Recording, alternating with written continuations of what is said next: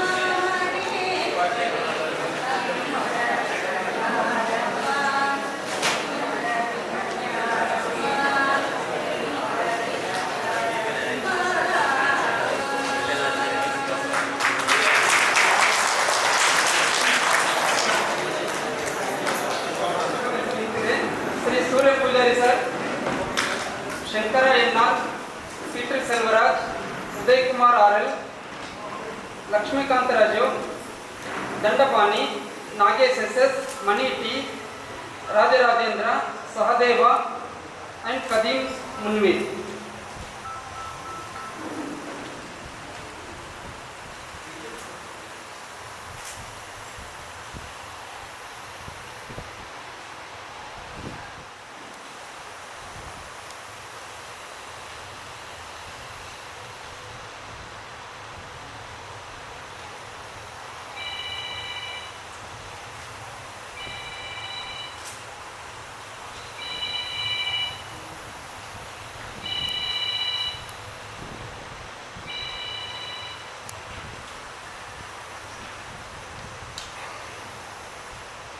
Thank you, sir.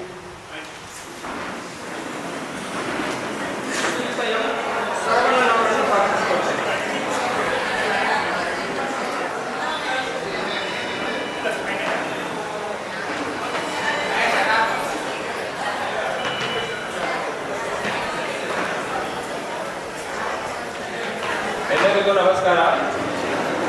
Good morning ladies and gentlemen. ಇಂದಿನ 57ನೇ ಸರ್ವ ಸದಸ್ಯರ ಹಲೋ ಇಂದಿನ 57ನೇ ಸರ್ವ ಸದಸ್ಯರ ವಾರ್ಷಿಕ ಮಹಾಸಭೆಗೆ ಆಗಮಿಸಿರುವ ನಮ್ಮ ಎಲ್ಲ ಸಹಕಾರಿ ಸಹೋದರ ಸಹೋದರಿಯರಿಗೆ ನಮ್ಮ ಆಡಳಿತ ಮಂಡಳಿಯ ಕಡೆಯಿಂದ ಹೃತ್ಪೂರ್ವಕ ಸ್ವಾಗತವನ್ನು ಬಯಸುತ್ತಾ I, on behalf of the management committee, extend a warm greetings to all who have arrived here to attend the 57th annual general body meeting for the year 2023-24. On behalf of the management committee, we extend a warm welcome and request all the members to participate in the deliberations in the most cordial way. I also welcome Sri D.M. Gajare sir, who is Controller CKR, who is also our member. He has come to the society, this meeting in his capacity as a member of the society. We are honored to have you, sir. Thank you. It gives me immense pleasure to welcome all the members of the society to this 57th annual general body meeting. To begin with, I wish to place before this august body the management committee's deepest gratitude for having reposed your faith in this team. And I, on behalf of the management committee, express my sincere thanks for all those who toiled hard for the same, and assure you that we will strive hard to the best of our ability to keep up to the expectations of the general members. It is respectfully requested that the members may please use the opportunity to deliberate on all the issues in the most congenial and peaceful manner. The annual report for the year 2023-24 is placed before you.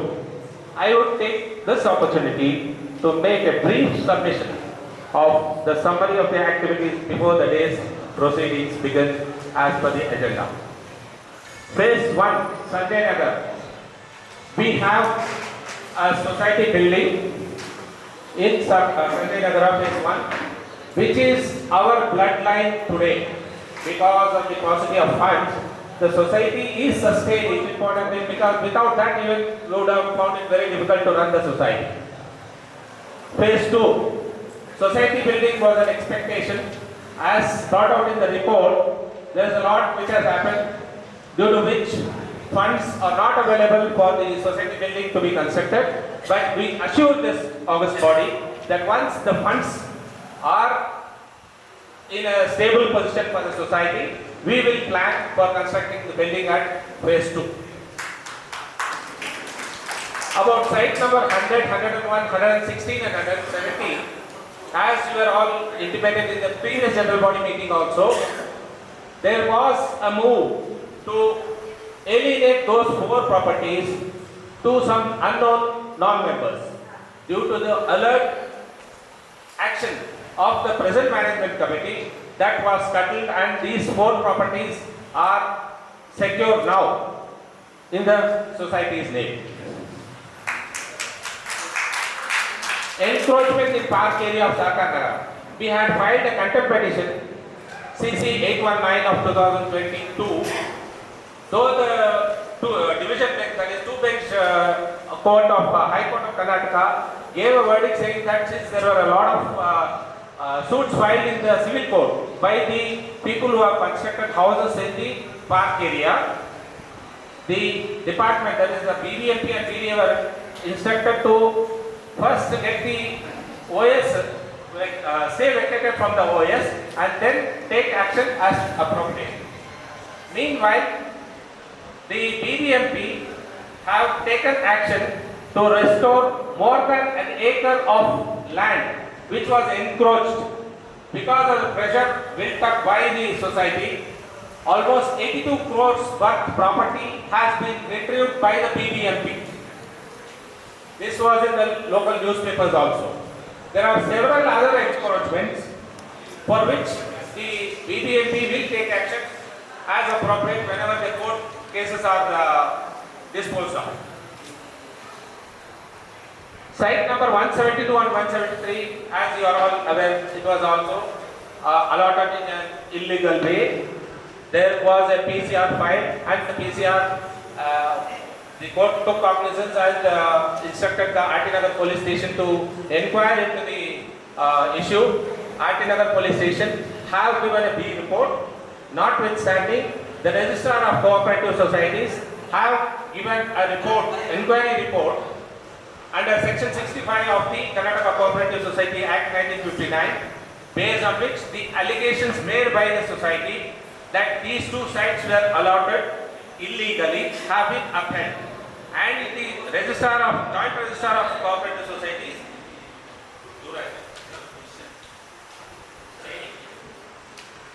the joint registrar of cooperative societies have issued specific directions under section 68 of the Cooperative Act, which is a statutory directions to the society to take action to file criminal cases under section 109, as well as to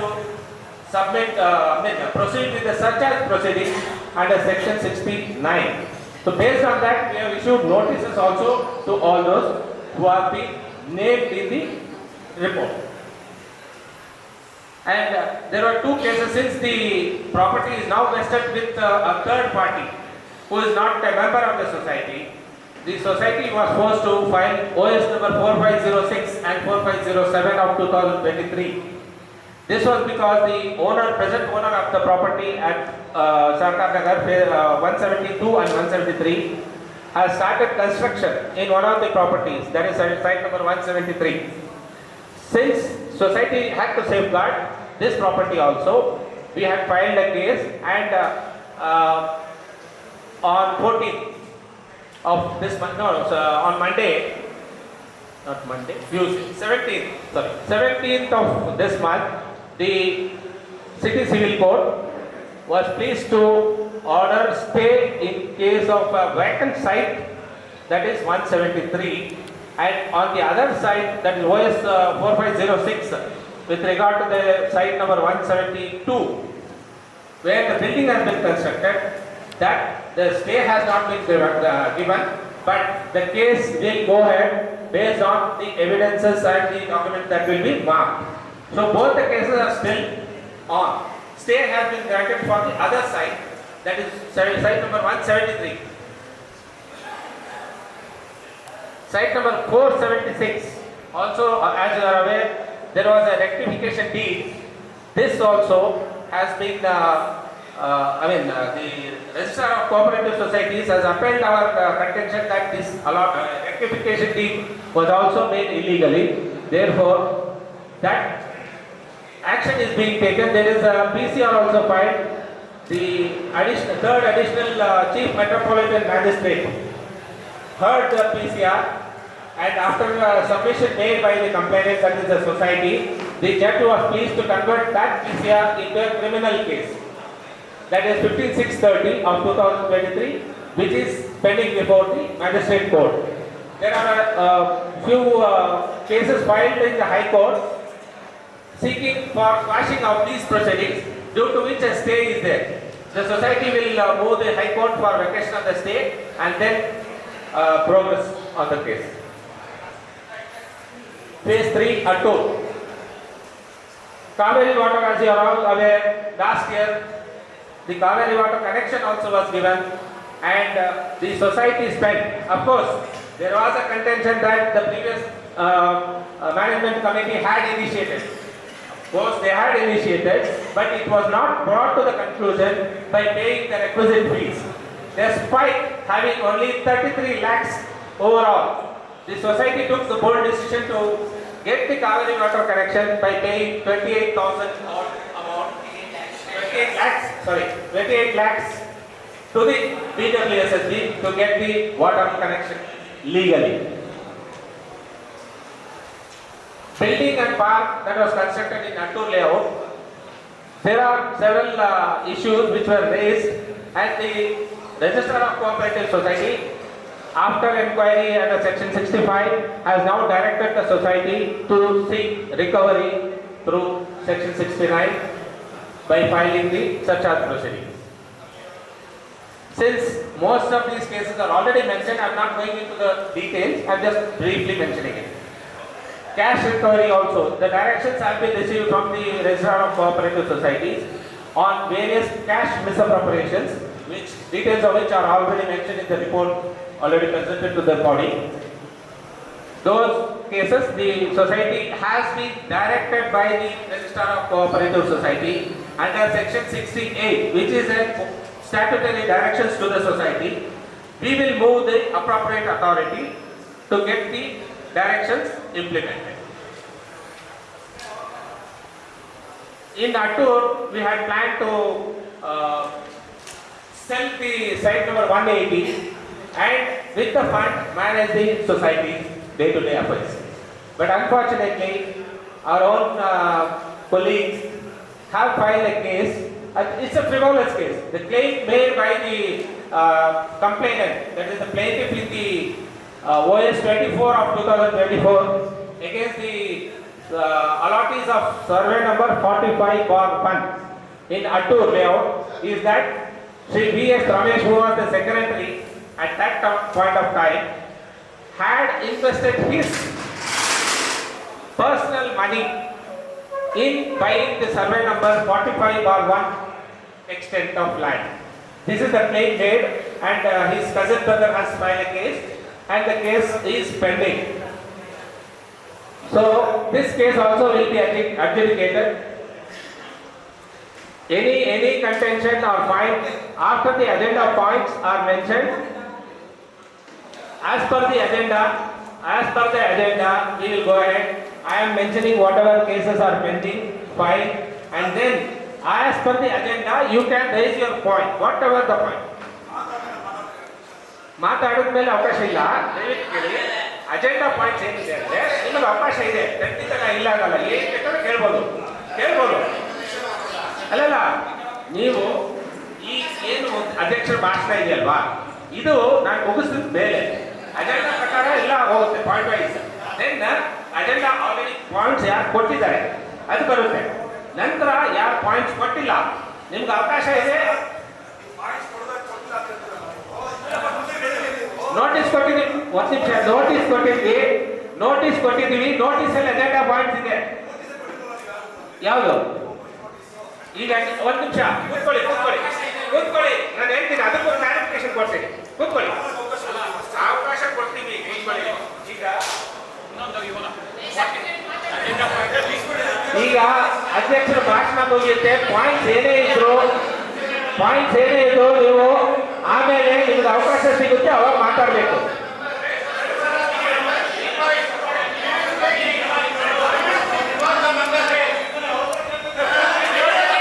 ದಯವಿಟ್ಟು ಮಾಡಿ.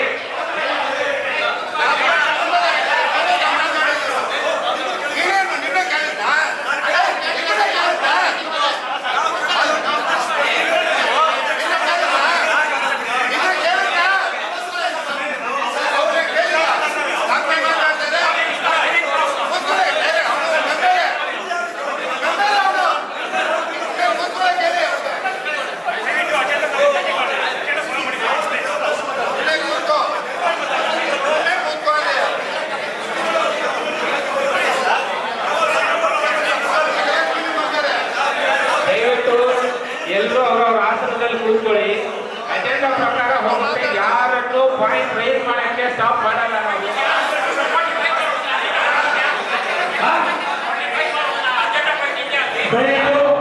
Agenda ಪ್ರಕಾರ ದಯವಿಟ್ಟು follow ಮಾಡಿ. ಇಲ್ಲಿ ಡೆಕೋರಂ maintain ಮಾಡಿ. Senior officers ಕೂತಿದ್ದಾರೆ, members ಕೂತಿದ್ದಾರೆ. ನಿಮ್ಮ ಚಾನ್ಸ್ ಮಾತಾಡಿ. ದಯವಿಟ್ಟು ಡೆಕೋರಂ ಮೇಂಟೈನ್ ಮಾಡಿ. ಇಂಡಿಸಿಪ್ಲಿನ್ ದಯವಿಟ್ಟು ಇರೋದು ಎಲ್ಲರಿಗೂ ಚಾನ್ಸ್ ಸಿಗುತ್ತೆ. ನಿಮ್ಮ ಚಾನ್ಸ್ ಇದ್ದ ಮಾತಾಡಿ.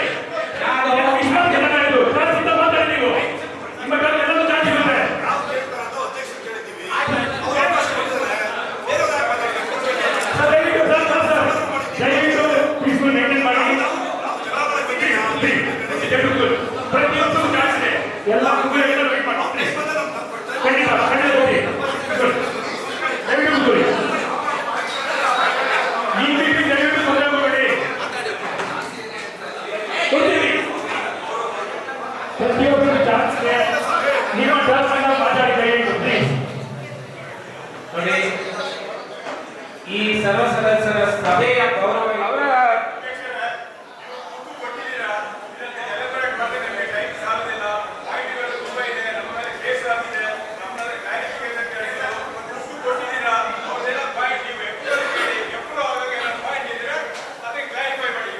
ಸರ್ ನೋಡಿ, ನೋಟಿಸ್ ನಾವು 4ನೇ ತಾರೀಕು ಪಬ್ಲಿಷ್ ಮಾಡಿದ್ವಿ ಸೆಪ್ಟೆಂಬರಲ್ಲಿ. ಒಂದ್ ನಿಮಿಷ ಈಗ ಒಂದೊಂದು ಮಾತಿಗೆ ನಾವು ಚರ್ಚೆ ಮಾಡಬಾರ್ದು. ನಾನು ಹೇಳಿರ್ತೀನಿ, ನೀವು ಏನ್ ಪಾಯಿಂಟ್ ಇದ್ರೆ ನೋಟ್ ಮಾಡ್ಕೊಂಡು ನಮಗೆ ಹೇಳಿ ಚರ್ಚೆ ಮಾಡೋದು. ಏನಾಗಿದೆ ಅಂದ್ರೆ ಆಡಿಟ್ ರಿಪೋರ್ಟ್ ಮಾಡೋದಕ್ಕೆ ಬಹಳ ಪರಿಶ್ರಮ ಆಯಿತು. ನಾವು 1.5 ತಿಂಗಳಿಂದನೇ ಆಡಿಟರ್ ಕೊಟ್ಟಿದ್ವಿ. ಅವರು ಇದನ್ನೆಲ್ಲ ಬ್ಯಾಲೆನ್ಸ್ ಮಾಡೋಕ್ಕೆ ಕಷ್ಟ ಆಯಿತು. ನಮಗೆ ನಿನ್ನೆವರೆಗೂ ನಮಗೆ ಮಧ್ಯಾಹ್ನನೇ ಆಡಿಟ್ ರಿಪೋರ್ಟ್ ಸಿಕ್ಕಿತ್ತು. ಆದ್ರಿಂದ ಆನ್ಯುವಲ್ ರಿಪೋರ್ಟ್ ರೆಡಿ ಆದ್ರೂ ಆಡಿಟ್ ರಿಪೋರ್ಟ್ ಸಮೇತ ಕೊಡೋಣ ಅನ್ಕೊಂಡು ಪ್ರಯತ್ನ ಪಟ್ವಿ, ಆಗಲಿಲ್ಲ. ಅದಕ್ಕೆ ಈಗ annual report separate, audit report separate ಆಗಿ ಕೊಟ್ಟಿದ್ದೀವಿ. ಆದ್ರೆ ನೋಟಿಸ್ ಅಲ್ಲಿ ಹೌದು ಸಭೆಗೆ ಹೇಳ್ತಾ ಇದ್ದೀನಿ ಭಾಷಣ ಮುಗಿದ ಮಾತಾಡಿ, ಮತ್ತೆ ಡಿಸ್ಟರ್ಬ್ ಮಾಡಬೇಡಿ please. It's my personal request. ತೊಂದರೆ ಕೊಡಬೇಡಿ ಯಾರಿಗೂ, ತೊಂದರೆ ಕೊಡಬೇಡಿ. ಆಮೇಲೆ ಮಾತಾಡಿ, ಏನ್ ಮಾಡಿದ್ರು ಆಮೇಲೆ ಮಾತಾಡಿ ನೀವು. ಓಕೆ ಆಯ್ತು, ಆಮೇಲೆ ಮಾತಾಡಿ. ಪ್ರತಿ ಮಾತಿಗೂ ಮರು ಮಾತು ಹೇಳ್ತಾ ಇದ್ರೆ ಅದು ಸಭೆ ಆಗಲ್ಲ ಸರ್. ದಯವಿಟ್ಟು ನಾನು ಹೇಳ್ತಾ ಇರೋದು ಆನ್ಯುವಲ್ ರಿಪೋರ್ಟ್ ನ ವಿಸ್ತಾರವಾಗಿ ಏನು ಪಬ್ಲಿಷ್ ಮಾಡಿದ್ದೀವಿ ಅದು ಇವತ್ತೇ ಬಂತು. ಅದಕ್ಕೆ ಕಾರಣ ಹೇಳ್ತಾ ಇದ್ದೀನಿ, ಆಡಿಟ್ ರಿಪೋರ್ಟ್ ಅಲ್ಲಿ ಹಲವಾರು ಸಮಸ್ಯೆ ಇದೆ. ಅದು ಆಲ್ರೆಡಿ ಬಂದಿದೆ. ಈವನ್ ಆ ಆಡಿಟ್ ರಿಪೋರ್ಟ್ ಕೂಡ ಫೈನಲ್ ಅಲ್ಲ. ಯಾಕಂದ್ರೆ ಅವರು 1.5 ಲಕ್ಷ ಫೀಸ್ ತಗೊಂಡಿದ್ದಾರೆ. ನಮ್ಮ ಟ್ರಾನ್ಸಾಕ್ಷನ್ಸ್ 3 ಲಕ್ಷ ಕೂಡ ಇಲ್ಲ. ಇನ್ಕಮ್ ಬರ್ತಾ ಇರೋದು 3.5 ಲಕ್ಷಕ್ಕೆ ಒಳಗಡೆನೆ. ಆದ್ರೆ 1.5 ಲಕ್ಷ ಆಡಿಟ್ ಫೀ ಇದೆ. ಅದು ಯಾಕಿದೆ ಅಂದ್ರೆ ಹಿಂದಿನ ಆಡಳಿತ ಮಂಡಳಿಯಲ್ಲಿ ಆದ ಖರ್ಚುಗಳನ್ನ ಆಕ್ಷೇಪಣೆಯಲ್ಲಿ ಇಟ್ಟಿದ್ದಾರೆ. ಆದ್ರಿಂದ ದೊಡ್ಡಬಳ್ಳಾಪುರ ಲೇಔಟ್ ಮತ್ತು ಅಟ್ಟೂರು ಲೇಔಟ್ ಫಂಡ್ ಏನಿದೆ ಅದು ಹಾಗೆ ಫುಲ್ ಕ್ಯಾರಿ ಓವರ್ ಆಗ್ತಾ ಇದೆ. 40 ಕೋಟಿ ಮೇಲೆ ಏನು ದುಡ್ಡಿದೆ ಆ ಬ್ಯಾಲೆನ್ಸ್ ಶೀಟ್ ಅಲ್ಲಿ, ಅದರ ಪ್ರಕಾರ ನಮಗೆ ಆಡಿಟ್ ಫೀ ಚಾರ್ಜ್ ಮಾಡ್ತಾರೆ.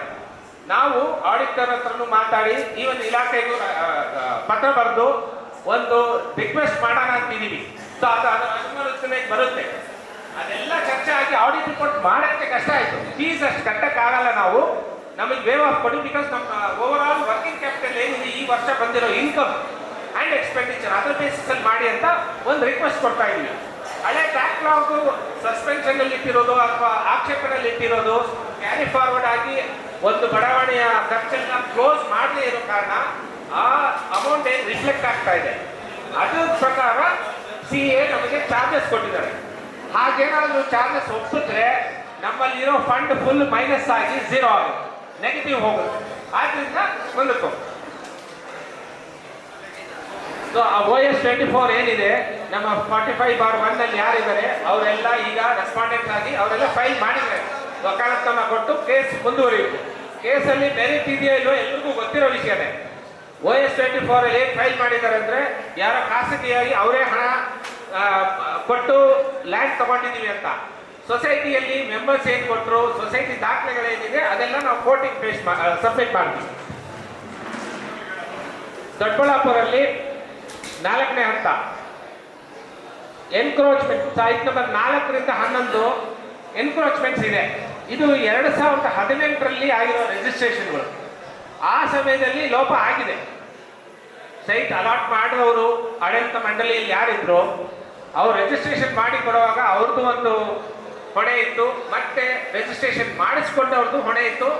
ಅದರ ಡೈಮೆನ್ಷನ್ ಸರಿಯಾಗಿ ಚೆಕ್ ಮಾಡಬೇಕಾಗಿದೆ. ಅನ್ಫಾರ್ಚುನೇಟ್ಲಿ ಅದು ಚೆಕ್ ಮಾಡಿಲ್ಲ. ಅವರು ಚೆಕ್ ಮಾಡಿದೆ. ನಾವು ಟೇಕ್ ಓವರ್ ಮಾಡಿದ್ದು 2020 ಡಿಸೆಂಬರಲ್ಲಿ. 21ರಿಂದ ಮಾರ್ಚಿಂದ ನಮಗೆ ಅರ್ಜಿಗಳು ಬರಕ್ಕೆ ಶುರು ಆಯ್ತು. ಸರ್ ಎನ್ಕ್ರೋಚ್ಮೆಂಟ್ ಆಗಿದೆ, ನಮಗೆ ಅದನ್ನು ತೆರವುಗೊಳಿಸಿ ಅಂತ.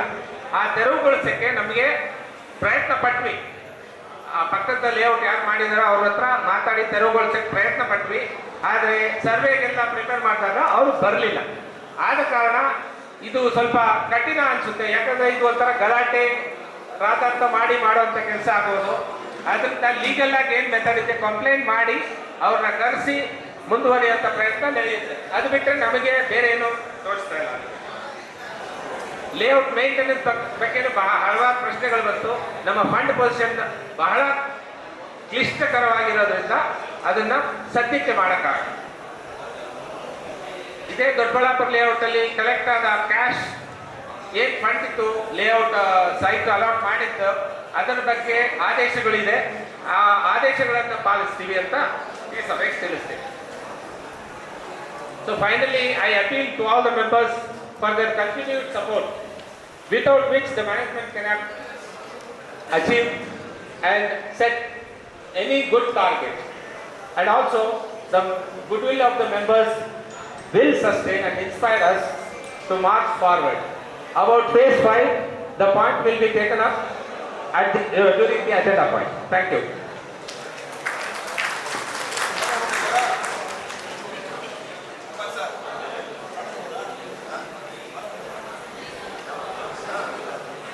ಇಪ್ಪತ್ನಾಲ್ಕನೇ ಸಾಲಿನ ವಾರ್ಷಿಕ ವರದಿಯನ್ನು ಮಂಡಿಸಲು ಉಪಾಧ್ಯಕ್ಷರಾದ ಶ್ರೀಯುತ ಶಿವಲಿಂಗಯ್ಯ ಅವರನ್ನು ಸ್ವಾಗತಿಸುತ್ತೇನೆ.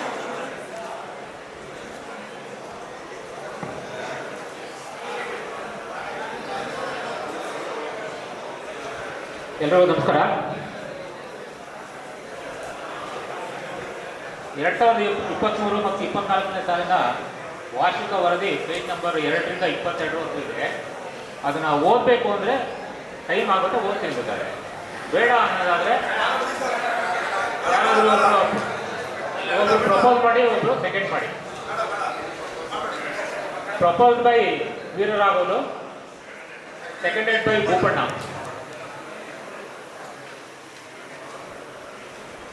ಮುಂದಿನ ಪಾಯಿಂಟು 2023ರ ವಾರ್ಷಿಕ ಮಹಾಸಭೆಯ ವರದಿಯನ್ನು ಪೇಜ್ ನಂಬರ್ 23ರಿಂದ 35ರವರೆಗೂ ಪಬ್ಲಿಷ್ ಆಗಿದೆ ಬುಕ್ನಲ್ಲಿ. ಸೊ ಅದನ್ನು ನೋಡಿಕೊಂಡು ಯಾರಾದರೂ ಒಬ್ಬರು ಪ್ರಪೋಸಲ್ ಅಥವಾ ಸೆಕೆಂಡ್ ಮಾಡಿ. ರೇಣುಕನಾಥ್ ಪ್ರಪೋಸಲ್ ಮಾಡ್ತಾಯಿದ್ರೆ ಸರ್ ಓದಬೇಕು ಅಂದ್ರೆ ಓದ್ತೀನಿ, ನಾವು ಓದಕ್ಕೆ ಹೇಳಿದ್ದೀವಿ ಸರ್. ದಯವಿಟ್ಟು ನಿಮ್ಮ ಒಬ್ಬರು ನೋಡೋಕ್ಕಾಗಲ್ಲ, ಇಲ್ಲಿ ಎಲ್ಲ ಮೆಂಬರ್ ನೋಡ್ಬೇಕಾಗುತ್ತೆ. ನಿಮ್ಮ ಅಬ್ಜೆಕ್ಷನ್ ಲಾಸ್ಟ್ ಕೊಡಿ ಏನಾದ್ರು. ದಯವಿಟ್ಟು ಒಂದು ನಿಮಿಷ, ನಾನು ಕೂಡ ಡೈರೆಕ್ಟರ್ ಸರ್, ಇಲ್ಲಿ ನನಗೂ ರೆಸ್ಪಾನ್ಸಿಬಿಲಿಟಿ ಇದೆ. ನಾನು ಹೇಳ್ತೀನಿ. ಮಾತಾಡಿ ನಮ್ಗೆ ಗೊತ್ತು, ನೀವು ಹೇಳಕ್ಕಾಗಿಲ್ಲ ಅದನ್ನ. ನನ್ನ ಡ್ಯೂಟಿ ನನಗೆ ಗೊತ್ತು, ನಿಮ್ಮಿಂದ ಕೇಳಿ ಕಲಿಬೇಕಾಗಿಲ್ಲ. ದಯವಿಟ್ಟು ಕೂತ್ಕೊಳ್ಳಿ. ನಿಮ್ಮಿಂದ ಕೇಳಿ ಕಲಿಬೇಕಾಗಿಲ್ಲ ನಾನು. This is my responsibility. ನನ್ನ ಡ್ಯೂಟಿ ನನಗೆ ಗೊತ್ತು. ಒಬ್ಬರು ಹೇಳಿದ ತಕ್ಷಣ ಮಾಡೋದಿದೆ. ಎಲ್ಲರೂ ಮೆಂಬರು, ಎಲ್ಲರೂ ದುಡ್ಡು ಕೊಡಿರೋರು ನಿಂತಾನೆ. To present the audited statement of accounts for the financial year, the details of amounts sanctioned and the amount spent for the year 23-24 ಇದೆ. ಸೊ ಇದನ್ನು ಒಬ್ಬರು ದಯವಿಟ್ಟು ಅಬ್ಜೆಕ್ಷನ್ ಏನಾದ್ರು ಇದೆ ಅಂತ ಪ್ರಪೋಸ್ ಮಾಡ್ಬೋದು.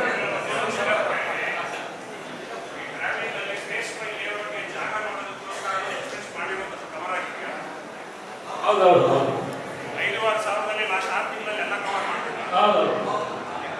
ಏನು ನೋಡಿದ್ರಿ ಅಂತ ಅದಕ್ಕೆ ನಮ್ಮ ಕೈಯಿಂದ ಓನ್ ಎಕ್ಸ್ಟೆನ್ಷನ್ ಮಾಡಿದ್ವಿ ಸರ್. ನಮ್ಮ ಪರ್ಸನಲ್ ಅಮೌಂಟ್ ಕೂಡ ಯೂಸ್ ಮಾಡಿದ್ವಿ. ಸೊಸೈಟಿ ದುಡ್ಡಿಲ್ಲ, ಅದಕ್ಕೆ ಗೊತ್ತು ನಮ್ಮ ಪರ್ಸನಲ್ ಕೂಡ ಯೂಸ್ ಮಾಡಿದ್ವಿ. ನಮ್ಮ ಸ್ಯಾಲರಿ ಯೂಸ್ ಮಾಡ್ತೀವಿ, ನಮ್ಮ ಓನ್ ವೆಹಿಕಲ್ ಯೂಸ್ ಮಾಡ್ತೀವಿ. ಸೊಸೈಟಿ ಫಂಡ್ ಇಲ್ಲ, ಅದಕ್ಕೆ ಹೊರಡಿ.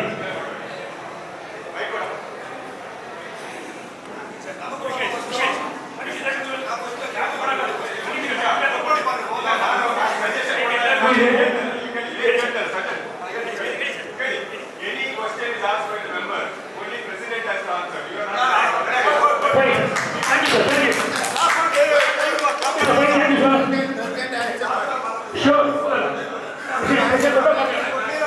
ಸರ್ ದಯವಿಟ್ಟು ಯಾರು ಮಾತಾಡಬೇಡಿ. ಇಲ್ಲ ಬಿಡಿ, ಈಗ ಹೇಳಾಯ್ತಲ್ಲ, ಒಪ್ಪಾಯ್ತಲ್ಲ. ಈಗ ಅವ್ರು ಹೇಳಿದ್ದನ್ನ ನಾವು ಒಪ್ತೀವಿ. ದಯವಿಟ್ಟು ಎಲ್ಲರೂ ಅವರವರ ಸೀಟಲ್ಲಿ ಕೂತ್ಕೊಂಡು ಕೂಲಂಕುಷವಾಗಿ ಮಾತಾಡಿ ಮಾಡೋಣ. ಮತ್ತೆ ಮಾತಾಡೋದ್ರಿಂದ ಬಂದಿರುತ್ತೆ. ಈಗ ಬೇಡ, ಒಪ್ಪಿದಾರಲ್ವಾ ಅವ್ರು ಇಮಿಡಿಯೇಟ್ ಒಪ್ಪೋದಲ್ವಾ, ಹಾಗೆ ಬೆಳೆಸ್ತೀರಾ, ಬಿಟ್ಬಿಡಿ. ಓಕೆ ನೋಡಿ, ದಯವಿಟ್ಟು ಕಲಾಪ ಮಧ್ಯದಲ್ಲಿ ಮಾತಾಡಬೇಡಿ. ಪಾಯಿಂಟ್ ಏನ್ ಹೇಳ್ತಾರೆ ಅವ್ರು ಕೇಳಿದ್ರು, ಆ ಪಾಯಿಂಟ್ ಕೇಳಿದ್ರು. ಅದೇ ಆಡಿಟ್ ಏನ್ ಇವಾಗ ಇದು ಎಕ್ಸ್ಪೆನ್ಸಸ್ ಮೆನ್ಷನ್ ಮಾಡಿದ್ರು, ಅದ್ರ ಬಗ್ಗೆ ಅವ್ರು ಕೇಳಿದ್ರು, ಅದು valid.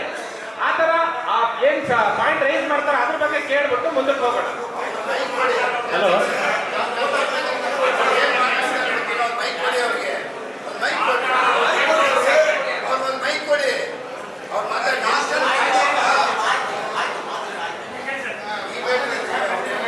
Hello, establishment legal expense ಜಾಸ್ತಿ ಬೇಕಾಗಿಲ್ಲ.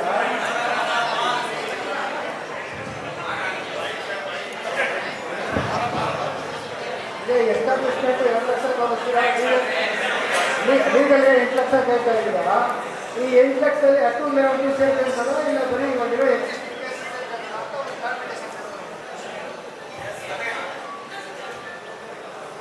ನೀವು ಕೇಳಿರೋ ಪ್ರಶ್ನೆ ಅರ್ಥ ಆಯ್ತು ಸರ್. ಎಸ್ಟಾಬ್ಲಿಷ್ಮೆಂಟ್ ಅಂದ್ರೆ ಸ್ಯಾಲ್ರಿ ಏನ್ ಕೊಡ್ತಾ ಇದ್ದೀವಿ. ಆಯ್ತು ಸರ್, ಹೇಳ್ತೀನಿ. ನೆಕ್ಸ್ಟ್ ಹೇಳ್ತೀನಿ.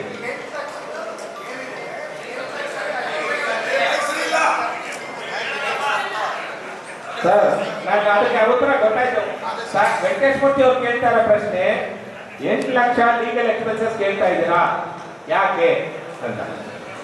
ನೀವು ಹಿಂದಿನ ಸಾಲಿನ ಖರ್ಚು ನೋಡಿದ್ರೆ 6,15,526 ರೂಪಾಯಿ ಏನು ತೋರಿಸಿದ್ದೀವಿ. ಇದರಲ್ಲಿ ಸೈಟ್ ನಂಬರ್ 172 ಮತ್ತು 173 ಏನಿದೆ ಅದ ಕೇಸ್ ಹಾಕಿದಾಗ ಅದರ ಸ್ಟ್ಯಾಂಪ್ ವ್ಯಾಲ್ಯೂ, ಗೈಡೆನ್ಸ್ ವ್ಯಾಲ್ಯೂ ಏನಿದೆ, ಕೋರ್ಟ್ ಫೀ ಒಂದು ಕಟ್ಟಬೇಕು.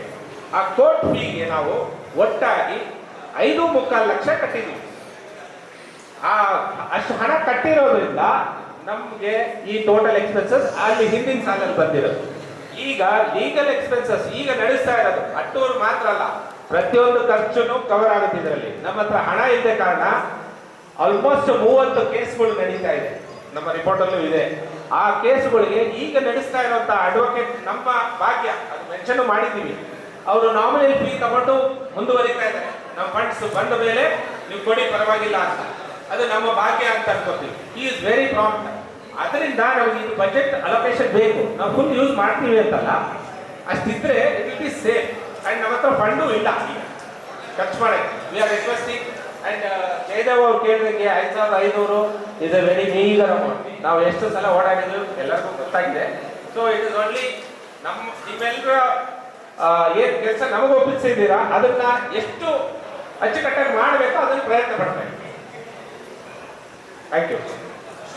Proposal seconded by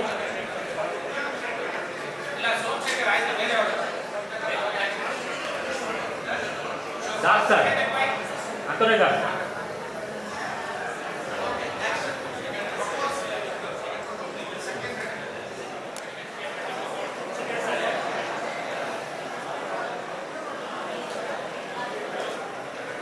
To present the audited statement of accounts for the financial year 21-22, 22-23 and 23-24 ಇದನ್ನ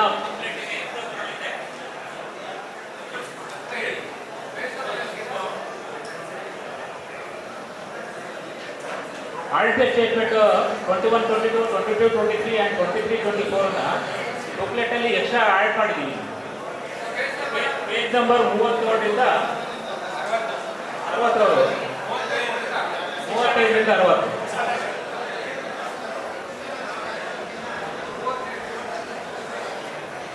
ಲಾಸ್ಟ್ ಎತ್ಕೊಂಡಿದ್ದೀರಾ ಅದು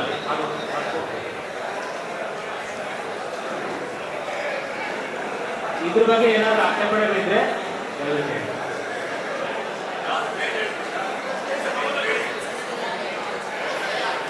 ಯಾವುದು ಇಲ್ಲ ಅಂದ್ರೆ ಯಾರಾದ್ರೂ ಒಬ್ರು ಪ್ರಪೋಸ್ ಮಾಡಿ. ಸರ್, ಒಂದು ಕರೆಕ್ಷನ್, ಅದರಲ್ಲಿ ಒಂದು correction.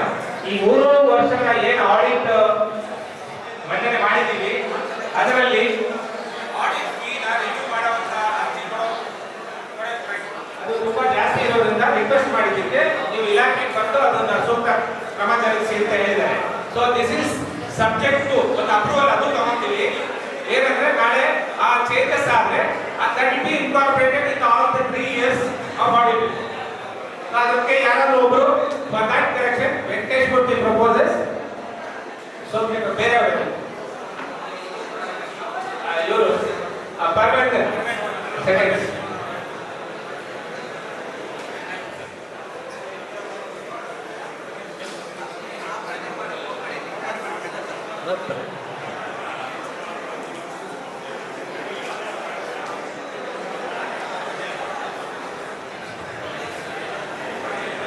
Agenda point number 8, present status of report received under section 65.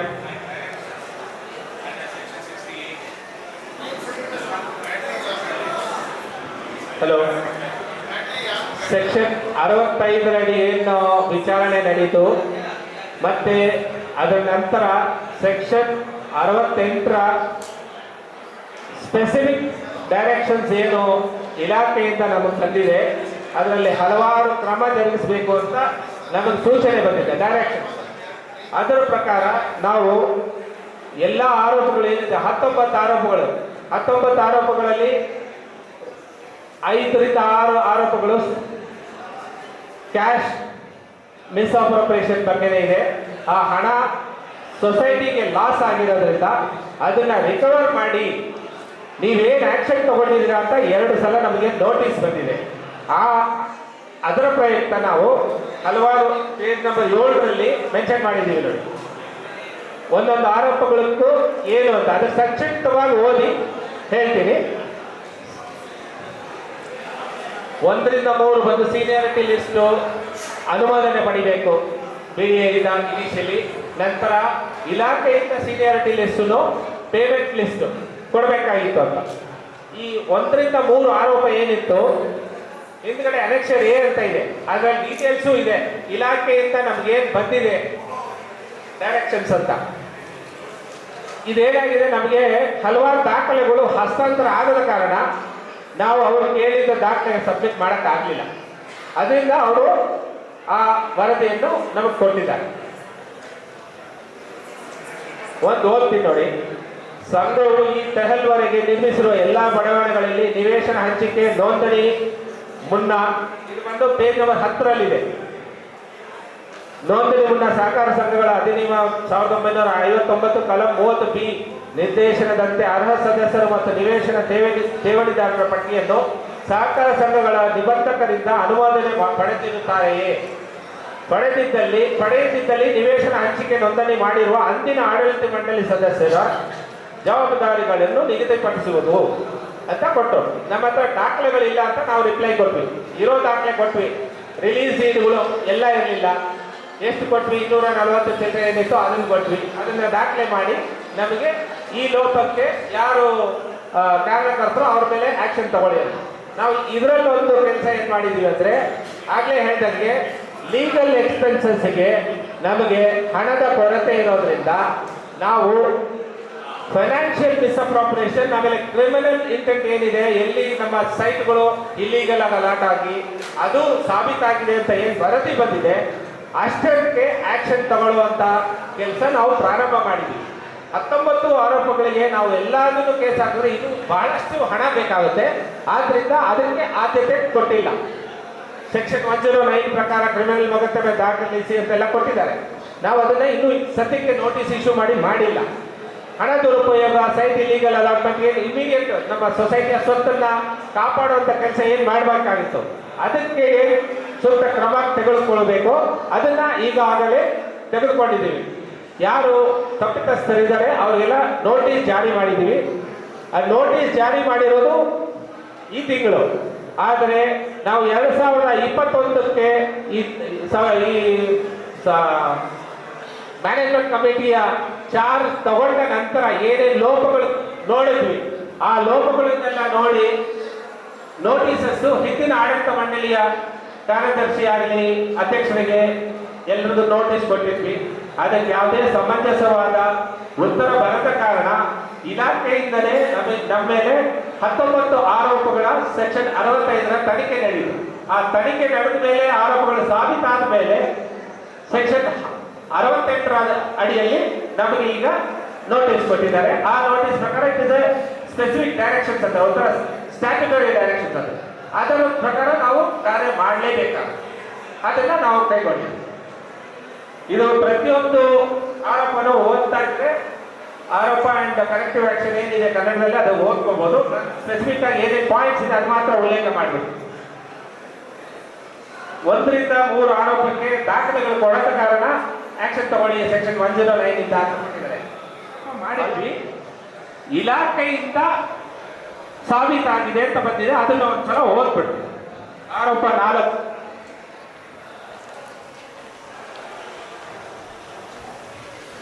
ಆರೋಪ 4. ಸಂಘವು ಈ ತಹಲ್ವರೆಗೆ ನಿರ್ಮಿಸಿರುವ ಬಡಾವಣೆಗಳಲ್ಲಿ ಜ್ಯೇಷ್ಠತೆ ಇಲ್ಲದ ಸದಸ್ಯರ ಸಹ ಸದಸ್ಯರ ನಾಮ ಮಾತ್ರ ಸದಸ್ಯರ ಮತ್ತು ಸದಸ್ಯರಲ್ಲದವರಿಗೆ ಹಂಚಿಕೆ ಮಾಡಿರುವುದು ಜಂಟಿ ನಿರ್ದೇಶಕರ ಕಚೇರಿಯ ನಿರ್ದೇಶನ. ಇದಕ್ಕೆ ನಾವು ಉತ್ತರ ಕೊಟ್ಟಿದ್ದೀವಿ.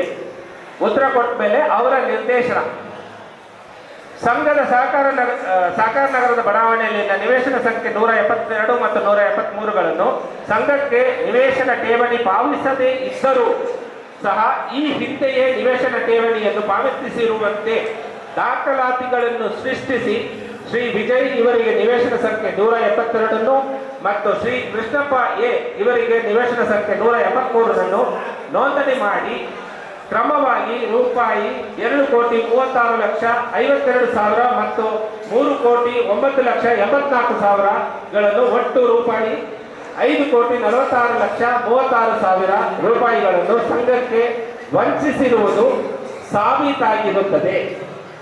ಆದ್ದರಿಂದ ಸದರಿ ರೂಪಾಯಿ 5,46,36,000 ರೂಪಾಯಿಗಳ ಸಂಘದ ಹಿಂದಿನ ಸಾಲಿನ ಅಧ್ಯಕ್ಷರು ಮತ್ತು ಕಾರ್ಯದರ್ಶಿಗಳು ಮತ್ತು ಆಡಳಿತ ಮಂಡಳಿ ಸದಸ್ಯರಿಂದ ವಸೂಲಾತಿಗಾಗಿ ಕರ್ನಾಟಕ ಸಹಕಾರ ಸಂಘಗಳ ಕಾಯ್ದೆ 1959ರ ಕಲಂ 69 ಅಡಿ ಅಧಿಭಾರ ಅರ್ಜಿ ದಾಖಲಿಸಲು ನಿರ್ದೇಶಿಸಿದೆ. ಹಾಗೂ ಸಂಘದ ಹಿಂದಿನ ಸಾಲಿನ ಅಧ್ಯಕ್ಷರು ಮತ್ತು ಕಾರ್ಯದರ್ಶಿಗಳು ಮತ್ತು ಆಡಳಿತ ಮಂಡಳಿ ಸದಸ್ಯರ ವಿರುದ್ಧ ಸಕ್ಷಮ ಪೊಲೀಸ್ ಠಾಣೆಯಲ್ಲಿ ಕ್ರಿಮಿನಲ್ ಮೊಕದ್ದಮೆ ದಾಖಲಿಸಲು ಹಾಗೂ ಪ್ರಸ್ತುತ ಆಡಳಿತ ಮಂಡಳಿಯಲ್ಲಿ ಯಾರಾದರೂ ನಿರ್ದೇಶಕರಾಗಿದ್ದಲ್ಲಿ ಸದರಿಯವರ ಮೇಲೆ ಕಲಂ 29C ರಡಿ ಅನರ್ಹತೆ ಕ್ರಮ ಬಿಡಲು ನಿರ್ದೇಶಿಸಿದೆ. ಈ ಪಾಯಿಂಟ್ಗೆ ಬಹಳಷ್ಟು ಪ್ರಶ್ನೆಗಳು ಬಂತು. ಹಿಂದಿನ ಆಡಳಿತ ಮಂಡಳಿಯಿಂದ ಈ ಆಡಳಿತ ಮಂಡಳಿಯಲ್ಲಿ ಇರೋನು ಎಂ ಸರವಣನ್ ಆದ ನಾನು, ಈ ಆಪಾದನೆ ನಿಮಗೂ ಯಾಕೆ ಅನ್ವಯಿಸಲ್ಲ ಅನ್ನೋ ಪ್ರಶ್ನೆ ಬಹಳಷ್ಟು ಜನ ಕೇಳ್ತಾ ಇದ್ರು. ಕಾನೂನಿನಡಿ ನಾನು ಆಲ್ರೆಡಿ ಹಲವಾರು ಕಂಪ್ಲೇಂಟ್ಸ್ ಅನ್ನ ಕೊಟ್ಟಿದ್ದೀವಿ. ನಮಗೆ ಗೊತ್ತಾಗಿದ್ದು ಆಸ್ ಎ ಡೈರೆಕ್ಟರ್ ಹಿಂದಿನ ಆಡಳಿತ ಮಂಡಳಿಯಲ್ಲಿದ್ದಾಗ. ಈಗೇನು ಗೊತ್ತಾಗಿದೆ ಇದೆಲ್ಲ ಗೊತ್ತಾಗಿರಲಿಲ್ಲ. ಎರಡು ಸೈಟ್ ನಂಬರ್ 172 ಮತ್ತು 173 ಏನು ಇಲ್ಲಿಗೆಲ್ಲ ಅಲಾಟ್ ಆಗಿತ್ತು ಅದು ನಮ್ಮ ಗಮನಕ್ಕೆ ಬಂತು. ಅದರ ಬಗ್ಗೆ ನಾನು ರಿಜಿಸ್ಟರ್ ಆಫ್ ಕೋಆಪರೇಟಿವ್ ಸೊಸೈಟಿಗೆ ನನ್ನ ಕಡೆಯಿಂದ ಮತ್ತೆ ಇನ್ನೊಬ್ರು ಉಮಾ ಹನ್ನಕಟ್ಟೆ ಅಂತಿದ್ರು ಅವರು ನಾವಿಬ್ರು ಕಂಪ್ಲೇಂಟ್ ಅನ್ನು ಕೊಟ್ಟಿದ್ವಿ, ದೂರು ಅರ್ಜಿ ಕೊಟ್ಟಿದ್ವಿ. ಆ ದೂರು ಅರ್ಜಿ ಕೊಟ್ಟ ನಂತರ 5 ಸೆಪ್ಟೆಂಬರ್ 2019 ಮತ್ತು 9 ಸೆಪ್ಟೆಂಬರ್ 2019ರಂದು deputy registrar of cooperative societies ಇಂದ ತನಿಖಾ ವರದಿಯನ್ನು ಮಂಡಿಸಿ ಅದರಲ್ಲಿ ಎಂ ಸರವಣನ್ ಮತ್ತು ಉಮಾ ಹೊನ್ನಕಟ್ಟಿಯಾದ 2 ನಿರ್ದೇಶಕರನ್ನು ಈ ಸೈಟ್ ನಂಬರ್ 172, 173 ಇಲ್ಲಿಗೆಲ್ಲ ಅಲಾಟ್ ಮಾಡಿ ದೂರು ಅರ್ಜಿ ಸಲ್ಲಿಸಲಾಗಿದೆ ಅನ್ನೋದನ್ನ ರೆಕಾರ್ಡ್ ಮಾಡಿದ್ದಾರೆ. ಅದು ನಂತರ ಗೊತ್ತಾಗಿದ್ದು ಏನೇನಿದು ಅದಕ್ಕೆ ನಾನು ಅರ್ಜಿ ಕೊಟ್ಟಿದ್ದೆ. ಸೊ ಇದು ಯಾಕಂದ್ರೆ ಈ ಪ್ರಶ್ನೆ ಬರುತ್ತೆ ಅಂತ ಐ ಆಮ್ ಕ್ಲಾರಿಫೈಯಿಂಗ್ ನಾವು. ಈ ಸೆಕ್ಷನ್ 29C ಅಡಿ ಏನಿದೆ, ಯಾರು ದೋಷಿ ಆಪಾದಿತರು ಇದ್ದಾರೆ ಅವ್ರ ಮೇಲೆ ಕ್ರಮ ಜರುಗಿಸಬೇಕು. ಡಿಸ್ಕ್ವಾಲಿಫಿಕೇಶನ್ ಏನಿದೆ ಅವ್ರ ಮೇಲೆ ಮಾಡಬೇಕು.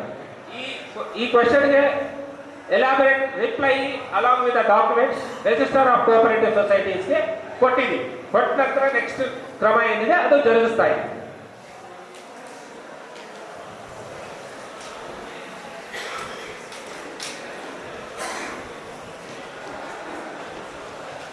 ಆರೋಪ 5, 6 ಅದೇ ಈ ದಾಖಲೆಗಳೆಲ್ಲ ಇಲ್ಲದೆ ಇರೋದು, ಮೆಂಬರ್ಶಿಪ್ ಕೊಟ್ಟಿರೋದು, ಆ ಡೀಟೇಲ್ಸ್ ಎಲ್ಲ ಇದೆಯಾ ಅಂತ ಕೇಳ್ತಾ ಇದೆ. ಸಿನ್ಸ್ ದಾಖಲೆಗಳು ನಮ್ಮಲ್ಲಿ ಇಲ್ಲದೆ ಇರೋ ಕಾರಣ ಅದನ್ನ ಮುಂದಕ್ಕೆ ತಗೊಂಡೋಗೋಕ್ಕಾಗಿಲ್ಲ ಅಂತ ಯಾರು ಹೊಣೆ ಅವ್ರ ಮೇಲೆ ಕ್ರಮ ಜರುಗಿಸಿ ಅಂತಿದ್ದಾರೆ. ಇದು ಒಂದು ಹಣದ ಇಂಪ್ಯಾಕ್ಟ್ ಇಲ್ಲದೆ ಇರೋದ್ರಿಂದ ನಾವು ಈಗ ಈ ಪ್ರಕರಣಕ್ಕೆ ನೋಟಿಸ್ ಜಾರಿ ಮಾಡಿಸಿಲ್ಲ. ಕೂಡಲೇ ಅದನ್ನು ಮಾಡ್ತೀವಿ. ಅದು ನಾವು we are bound by the directions. ಎಲ್ಲಾನು ಕಾನೂನು ಕ್ರಮ ಜರುಗಿಸಬೇಕು. ಫಂಡ್ಸ್ ಅಭಾವದಿಂದ ಪ್ರಯಾರಿಟಿ ಕ್ಯಾಶ್ ಇಂಪ್ಯಾಕ್ಟ್ ಇರೋದನ್ನ ಇಮಿಡಿಯೇಟ್ ನೋಟಿಸ್ ಇಶ್ಯೂ ಮಾಡಿ. Handing over of CA and park areas in all layouts, ಇದೂ ಎಲ್ಲ ಕ್ರಮ ಜರುಗಿಸಿದ್ವಿ. ನಮ್ಮ ಕಡೆಯಿಂದ ರೆಲಿಕ್ವಿಶ್ಮೆಂಟ್ ಡೀಡ್ ಆಗಿದೆ. ಆದರೆ ಪಾರ್ಕ್ ಏರಿಯಾದಲ್ಲಿ ಅಲಾಟ್ಮೆಂಟ್ ಆಗಿದೆ ಅಂತ ಕೂಡ ಒಂದು ಪ್ರಶ್ನೆ ಇದೆ. ಅದು ಬಂದು ಇದು 8 ಸೆಕ್ರೆಟರಿ ಇಲ್ಲದೆ ಇರುತ್ತೆ. ಸ್ಪೆಸಿಫಿಕ್ ಆಗಿ ಓದ್ಬಿಡ್ತೀನಿ. ಆರೋಪ 17 ಇದು CA ಮತ್ತು ಪಾರ್ಕ್ ಅದಕ್ಕೆ ಲಿಂಕ್ ಇದೆ, ಅದರಿಂದ ಇದನ್ನು ಓದ್ತೀನಿ. ಪಾರ್ಕ್ ಏರಿಯಾ ನಮ್ಮ ಕಡೆಯಿಂದ ರಿಲಿಂಕ್ವಿಶ್ ಆದ್ರೂ ನಮ್ಮ ಸೊಸೈಟಿ ಕಡೆಯಿಂದ ಒಂದಲ್ಲ ಹಲವಾರು ಸೈಟ್ಗಳು ರಿಜಿಸ್ಟರ್ ಆಗಿದೆ. 330/1ರಿಂದ 330/8ವರೆಗೂ ಇದು ಇಲ್ಲಿಗಲ್ ಅಂತಿದೆ. ನಮಗೆ ನಾವು ಈ ಆಡಳಿತ ಮಂಡಳಿಯ ಚಾರ್ಜ್ ತಗೊಂಡ ನಂತರ ಗೊತ್ತಾಗಿದ್ದು 330/3 ಮೆಂಬರ್ ಅಲ್ಲದೆ ಇರೋರು ಕೊಟ್ಟಿರೋದು. ಆ ನಂತರ ಗೊತ್ತಾಗಿತ್ತು 330 ಬಾರ್ 1 ಮತ್ತೆ 330 ಬಾರ್ 2, ಆಮೇಲೆ 330 ಬಾರ್ 7, 8 ಎಲ್ಲ ನಮ್ಮ ಕಡೆ ಸೊಸೈಟಿ ಕಡೆಯಿಂದ ಆಗಿರೋ ವಿಷಯಗಳು ಗೊತ್ತಾಯ್ತು. ಆದರೆ ನಾವು ದೂರು ಏನು ಕೊಟ್ಟಿದ್ವಿ ಅದು 330 ಬಾರ್ 3 ಬಗ್ಗೆ ಕೊಟ್ಟಿದ್ವಿ. ಇದರಲ್ಲಿ ಯಾರು ಲಾಭ ಪಡ್ಕೊಂಡಿದ್ದಾರೆ ಪ್ರಕಾಶಮನ್ ಅವರು, ಅವ್ರ ಮೇಲೆ ನಾವು ಡೈರೆಕ್ಟ್ ಆಗಿ ಏನು ಕ್ರಮ ಜರುಗಿಸಕ್ ಆಗಲಿಲ್ಲ. ಬಿಕಾಸ್ ಸೊಸೈಟಿಗೆ ಯಾರು ಮೆಂಬರ್ ಇದ್ದಾರೆ ಅವ್ರ ಮೇಲೆ ಕಾನೂನು ಕ್ರಮ ಜರುಗಿಸೋ ಅಧಿಕಾರ ಇರುತ್ತೆ. ಸೊ ಅದು ಮಾಡಿಲ್ಲ. ಆದರೆ ಹೋದ ತಿಂಗಳು ಪ್ರಕಾಶಮನ್ ಅವರು ಸೊಸೈಟಿ ವಿರುದ್ಧ ಬಿ ಡಿ ಎ ಪಾರ್ಟಿ ಅವರ ಒಂದು ರಿಟ್ ಪಿಟಿಷನ್ ಅಂತ ಫೈಲ್ ಮಾಡಿದ್ದಾರೆ ಹೈಕೋರ್ಟಲ್ಲಿ. ಅದು ರಿಟ್ ಆಫ್ ಮ್ಯಾಂಡಮಸ್ ಅಂತ ಒಂದು ಡೈರೆಕ್ಷನ್ ಕೇಳಿದ್ದಾರೆ. ಸೊಸೈಟಿ ಏನು ಮಾರ್ಪಾಡಿತ ಪ್ಲಾನ್ ಅನ್ನು ಅಪ್ರೂವಲ್ಗೆ ಕೊಟ್ಟಿದ್ರು, ಪಾರ್ಕ್ ಏರಿಯಲ್ಲಿ ಏನು ಸೈಟ್ ಮಾಡಿದ್ರು ಅದು ರೆಗ್ಯುಲರೈಸ್ ಮಾಡಿ ಬೇರೆ ಕಡೆ ಖಾಲಿ ಜಾಗನ ಪಾರ್ಕ್ ಆಗಿ ಮಾಡಿ ಅಂತ ಮಾರ್ಪಾಡಿತ ನಕ್ಷೆಯನ್ನು ಏನು ಅರ್ಜಿ ಕೊಟ್ಟಿದ್ರು 2006, 7, 8, 10ರವರೆಗೂ, ಆ ಬಗ್ಗೆ ಏನೂ ಆಕ್ಷನ್ ತಗೊಂಡಿಲ್ಲ BDA ಮತ್ತು BDMP. BDA ಮುಖ್ಯವಾಗಿ BDA ಟೌನ್ ಪ್ಲಾನಿಂಗ್ ಅಧಿಕಾರಿಗಳು ತಗೊಂಡಿಲ್ಲ ಅಂತ ಅವ್ರು ಕೇಸ್ ಹಾಕಿದ್ದಾರೆ. ಅದಕ್ಕೆ ನಾವು ಪಾರ್ಟಿ ರೆಸ್ಪಾಂಡೆಂಟ್ ನಂಬರ್ 4. ಸೊ ನಾವು ಅದರ ಏನೇನು ದಾಖಲೆಗಳಿದೆ ಅದೆಲ್ಲ ಸಲ್ಲಿಸ್ತೀವಿ.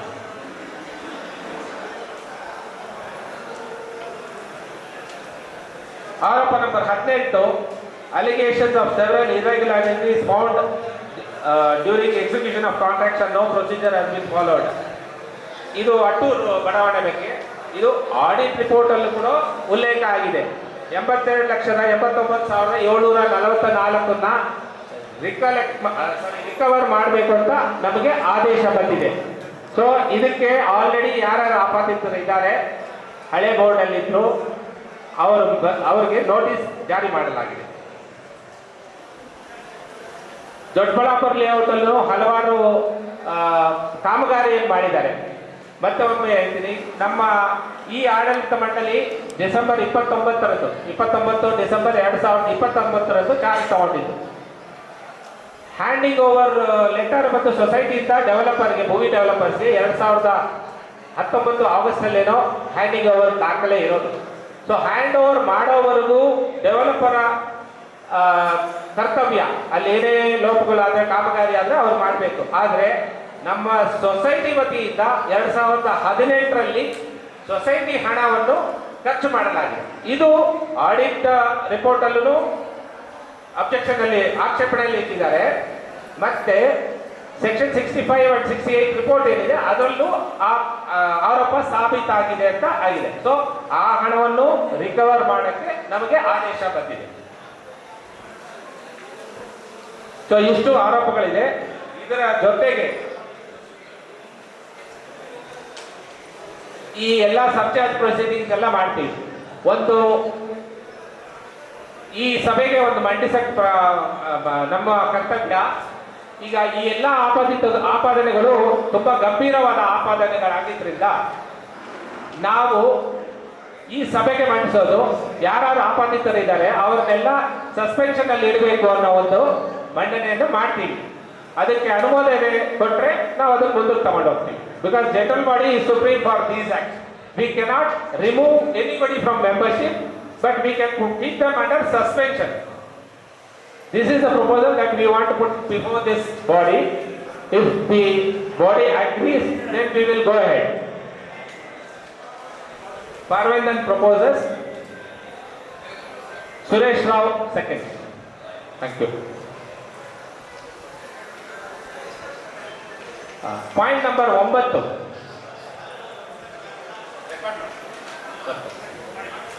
So, review of decision of the AGBM held on 31st August 2021 in respect of the audit review for the period 2015 to 20. ಇದೇನಂದ್ರೆ 2020ರಲ್ಲಿ ನಾವು ಚಾರ್ಜ್ ತಗೊಂಡಾಗ 21ರ ಆಡಳಿತ ಮಂಡಳಿ ಸದಸ್ಯರ ಸಭೆಯಲ್ಲಿ ಎಲ್ರಿಗೂ ಒಂದು ಆತಂಕ, ಎಲ್ಲ ಆಡಿಟ್ ರಿಪೋರ್ಟ್ ನೀವು ರಿವ್ಯೂ ಮಾಡಿ ಅಂತ ಒಂದು ನಮ್ಮ ಈ ಜನರಲ್ ಬಾಡಿಯ ಒಪಿನಿಯನ್ ಆಗಿತ್ತು. ಮೇ ಬಿ ನಾನು ಜ್ಞಾಪಕ ಇದೆ, ರಾಘವನ್ ಕುಟ್ಟಿ ಅವರು ಮತ್ತೆ ದಾಸ್ ಅವರೆಲ್ಲ ಹೇಳಿ 5 ವರ್ಷ ತನಿಖೆ ರಿವ್ಯೂ ಮಾಡಿ ಅಂತ.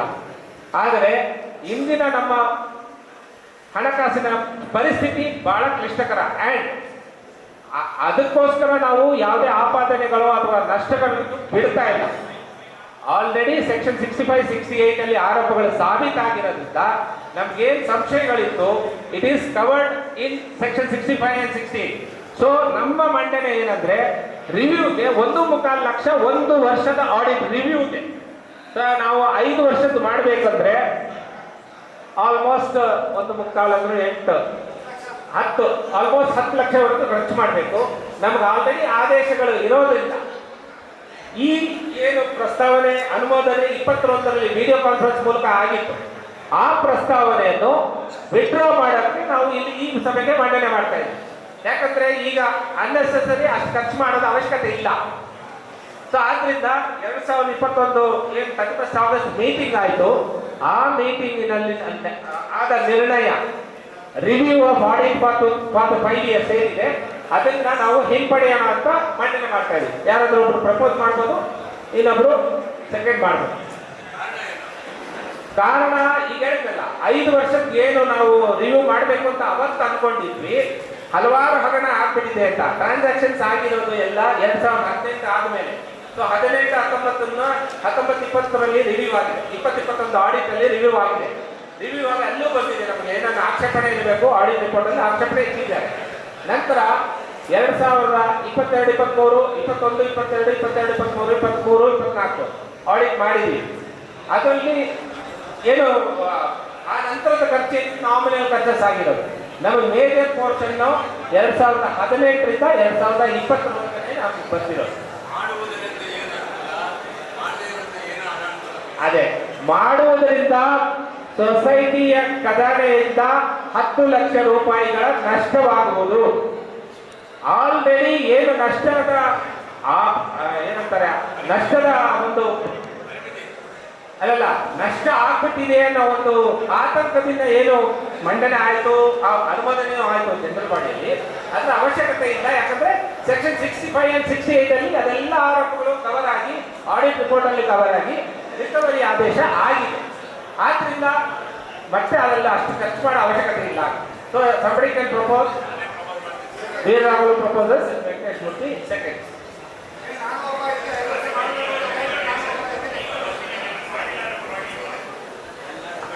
ಈ ವಿಷಯನ ನಾವು ಬೋರ್ಡ್ ಡಿಸಿಷನ್ ಪ್ರಕಾರನೇ ನಾವು ಜಾಯಿಂಟ್ ಡೈರೆಕ್ಟರ್ ಕೋಆಪರೇಟಿವ್ ಆಡಿಟ್ ಹತ್ರ ಮಾತಾಡಿ ಈ ತರ ಪ್ರಾಬ್ಲಮ್ ಆಗ್ತಾ ಇದೆ, ನಮಗೆ ಫಂಡ್ಸ್ ಇಲ್ಲ, ಎಲ್ಲ ಏನು ಆರೋಪಗಳಿದೆ ಬೇರೆ ತನಿಖಾ ವರದಿಯಲ್ಲಿ ಇನ್ಕ್ಲೂಡ್ ಆಗಿದೆ, ಇಷ್ಟು ನಮಗೆ ಬರ್ಡನ್ನು ಆಗುತ್ತೆ ಅಂದಿದ್ದಕ್ಕೆ ಅವರು ನೀವು ಆಲ್ರೆಡಿ ಅನುಮೋದನೆ ಮಾಡಿ ಸರ್ಕಾರಕ್ಕೆ ಹೋಗಿ ಮಿನಿಸ್ಟರ್ಗೂ ಹೋಗಿತ್ತು, ಅಲ್ಲಿ ಅದು ಅಪ್ರೂವ್ ಆಗಿಲ್ಲ, ಅದು ಹಾಗೆ ಪೆಂಡಿಂಗ್ ಇದೆ. ಮಿನಿಸ್ಟರ್ವರೆಗೂ ಕೋಆಪರೇಟಿವ್ ಮಿನಿಸ್ಟರ್ವರೆಗೂ ಹೋಗಿ ನಂತರ ವಾಪಸ್ ಬರಲಿಲ್ಲ. ನಮಗೂ ಅದು ಪ್ರೋಗ್ರೆಸ್ ಆಗೋದು ಇಂಟ್ರೆಸ್ಟ್ ಇರಲಿಲ್ಲ, ಬಿಕಾಸ್ ಸುಮ್ಮನೆ ಅನ್ನೆಸರಿ ಖರ್ಚಾಗುತ್ತೆ ಅಂತ ಅದನ್ನ ಉಲ್ಲೇಖ ಮಾಡಿ ನಾವು ಕೇಳ್ತೀವಿ ಜಾಯಿಂಟ್ ಡೈರೆಕ್ಟರ್ ಹತ್ರ. ಅವಾಗ ಅವರು ನೀವು ನಿಮ್ಮ ಜನರಲ್ ಬಾಡಿಯಲ್ಲೇ ಅದನ್ನು ಅನುಮೋದನೆ ತಗೊಂಡ್ಬಿಟ್ರೆ ರೆಕಾರ್ಡಲ್ಲಿ ರೆಕ್ಟಿಫೈ ಆಗುತ್ತೆ. ನಂತರ ನಮಗೆ ಆ ರೆಸೊಲ್ಯೂಷನ್ ಈ ರೆಸೊಲ್ಯೂಷನ್ ಜೊತೆ ಲೆಟರ್ ಕೊಟ್ಟರೆ ದೇ ವಿಲ್ ಪ್ರೋಸೆಸ್ ಅಂತ ಹೇಳಿ. ನೆಕ್ಸ್ಟ್ ಇಂಪಾರ್ಟೆಂಟ್ ಪಾಯಿಂಟ್, ನಮ್ಮ ಯಾವ ಆಕಾಂಕ್ಷಿಗಳಿದ್ದಾರೆ ಫೇಸ್ 5 ಸೈಟ್ಸ್ ಅಲಾಟ್ ಮಾಡಿಲ್ಲ ಅಂತ ನಮ್ಮ ಒಂದು ಯುವ ಆಕಾಂಕ್ಷಿಯಾದ ನಮ್ಮ ಮೆಂಬರ್ ಮಧು ಅವರು ನೀವು ಫೇಲ್ಡ್ ಅಂದರು. ನಾನು ಹೇಳ್ತೀನಿ sir, you have every right to mention that. ನಾವು ಫೇಲ್ ಆಗೋಕ್ಕೆ ನಮ್ಮಲ್ಲಿ ಹಣ ಮತ್ತೆ ಇಷ್ಟು ಕ್ವಾಂಟಿಟಿ ಸೈಟ್ಗಳು ಬೇಕು ಅನ್ನೋದು ಯಾವುದೇ ದಾಖಲೆ ಇಲ್ಲ. ಎಲ್ಲರಿಗೂ ಬೇಕಾಗ್ಬೋದು ಊಹೆ. ನಮ್ಮ ಆಡಳಿತ ಮಂಡಳಿ ಪರವಾಗಿ ನಾನು ಹೇಳ್ತೀನಿ, ನಾವು ಎಷ್ಟೇ ಚರ್ಚೆ ಮಾಡಿದ್ರು ನಾವು ಒಂದು approximate may be 200 people, may be 150 people, may be 300 people, all these are assumption. ಈ ಅಸಂಪ್ಷನ್ ಹೋಗಲಾಡಿಸಕ್ಕೆ ಮೆಂಬರ್ ಕಡೆಯಿಂದ ಒಂದು ಕಮಿಟ್ಮೆಂಟ್, ಯಾರು ಆಕಾಂಕ್ಷಿಗಳಿದ್ದಾರೆ ಇನಿಷಿಯಲ್ ಡೆಪಾಸಿಟ್ ಕೊಟ್ಟು ನಮಗೆ ಅಪ್ಲಿಕೇಶನ್ ಸಬ್ಮಿಟ್ ಮಾಡಿದ್ರೆ ನಮಗೊಂದು ಅಂದಾಜು ಗೊತ್ತಾಗುತ್ತೆ. ನಂತರ ಡೆವಲಪರ್ಗಳ ಹತ್ರ ಹೋದ್ರೆ ವಿತೌಟ್ ಇನಿಷಿಯಲ್ ಅಡ್ವಾನ್ಸ್ ಕಷ್ಟ ಆಗುತ್ತೆ. ಇದನ್ನ ಹಲವಾರು ಸಲ ಆಕಾಂಕ್ಷಿಗಳಿಗೆ ಹೇಳಿದ್ವಿ. ಸಭೆ ಮುಂದೆ ಹೇಳೋದು ಏನಂದ್ರೆ, unless we know the number of members who are interested and the land extent what we require, ಇದು ಎರಡೂ ಗೊತ್ತಾಗದೆ ನಾವು ಯಾರ ಹತ್ರ ಹೋಗಿ ಮಾತಾಡಕ್ಕಾಗಲ್ಲ. ಆಮೇಲೆ ವಿತೌಟ್ ಮನಿ ವಿ ಕೆನಾಟ್. ಒಂದು ಪ್ರಶ್ನೆ ಕೇಳಿದ್ರು ನಮ್ಮ ಮೆಂಬರ್ಸ್, ನಾವು ಜಾಗನೇ ನೋಡಿಲ್ಲ ಹೇಗೆ ಕೊಡೋದು? ಆ ನಂಬಿಕೆ ಇತ್ತು. ನೀವೆಲ್ಲರೂ ನಮ್ಮನ್ನ ಚುನಾಯಿಸಿರೋದು ನಮ್ಮ ಮೇಲೆ ನಂಬಿಕೆ ಇತ್ತು. ನಿಮ್ಮ ಈ ಸಭೆಗೆ ಮಂಡಿಸೋದು ನಾವು ಬಹಳಷ್ಟು ಸಿನ್ಸಿಯರ್ ಆಗಿ ಕ್ಲಿಯರ್ ಆಗಿ ನಾವು ಒಂದು ಲೇಔಟ್ ಮಾಡಬೇಕು ಅನ್ನೋ ಉದ್ದೇಶ ಇಟ್ಕೊಂಡಿದ್ದೀವಿ. ನಮ್ಮ ಮೇಲೆ ನಂಬಿಕೆ ಇದೆ. ಜಾಗ 2-3 ನೋಡಿದ್ದೀವಿ, ದೊಡ್ಡಬಳ್ಳಾಪುರ ಕಡೆ ಮತ್ತೆ ನೆಲಮಂಗಲ ಕಡೆ ಇದೆ. ಶಾರ್ಟ್ ಲಿಸ್ಟ್ ಮಾಡಿದ್ರೆ ಫುಲ್ ಹೇಳ್ಬಿಡ್ತೀವಿ. ಶಾರ್ಟ್ ಲಿಸ್ಟ್ ಮಾಡಿಬಿಟ್ಟು ಅವ್ರ ಹತ್ರ ಇಲ್ಲ ಸರ್ ನಾನು ತಗೊಂಡ್ಬಿಟ್ಟಿದ್ದೀನಿ ಸರ್ ಇಷ್ಟು ಅಗ್ರಿಮೆಂಟ್ ಮಾಡಿದ್ದೀನಿ ಅಂತ ಅವ್ರು ಏನಾದರೂ ಹೇಳಿದಾಗ ನಾವು ವಿಸಿಟ್ ಕೊಡ್ಬೋದು. ಇಲ್ಲದೆ ಇದ್ರೆ ಏನಾಗುತ್ತೆ, ರೈತರು ಡಿಮ್ಯಾಂಡ್ ಮಾಡ್ಬೋದು ಜಾಸ್ತಿ, ಯಾವುದೋ ಸೊಸೈಟಿನವ್ರು ಬರ್ತಾರೆ ಅಂತ. ಅದೊಂದು ಕಾರಣಕ್ಕೆ ನೀವು ಈಗ ಹೇಗೆ ಮಾಡಬಹುದು ಅನ್ನೋದನ್ನ ಇಲ್ಲಿ ಡಿಸೈಡ್ ಮಾಡಿ ನಮಗೆ ನಿರ್ದೇಶನ ಕೊಟ್ಟರೆ ನಾವು ಹಂಗೆ ಮಾಡ್ತೀವಿ. ನಮ್ಮ ಅನುಭವದಿಂದ ಹೇಳೋದು with minimum initial deposit and the extent each member ಎಷ್ಟು ಜನ ಬರ್ತಾರೆ, ಏನೇನು ಡೈಮೆನ್ಷನ್ ಬೇಕು ಅಂದಾಗ ಒಂದು ಅಂದಾಜು ಬರುತ್ತೆ. ಅದರಲ್ಲೊಂದು 10 to 20% ಎಕ್ಸ್ಟ್ರಾ ಇದ್ರೂ ನಡೆಯುತ್ತೆ. ಆ ಅಂದಾಜೇ ಇಲ್ಲದೆ ನಾವು ಕೆಲಸ ಮಾಡಿದಾಗ ಕಷ್ಟ ಆಗುತ್ತೆ ಅಂತ ಹೇಳಿ. ಅದು ಹೇಳಿ ರಾಮು.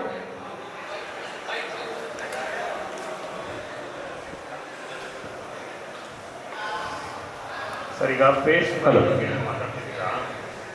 ಫೇಸ್ 5 ಲೇಔಟ್ ಮುಂಚೆ 4 ಲೇಔಟ್ ಮಾಡಿದ್ದೀರಾ. 4 ಫೇಸ್ ಆಗಿದೆ.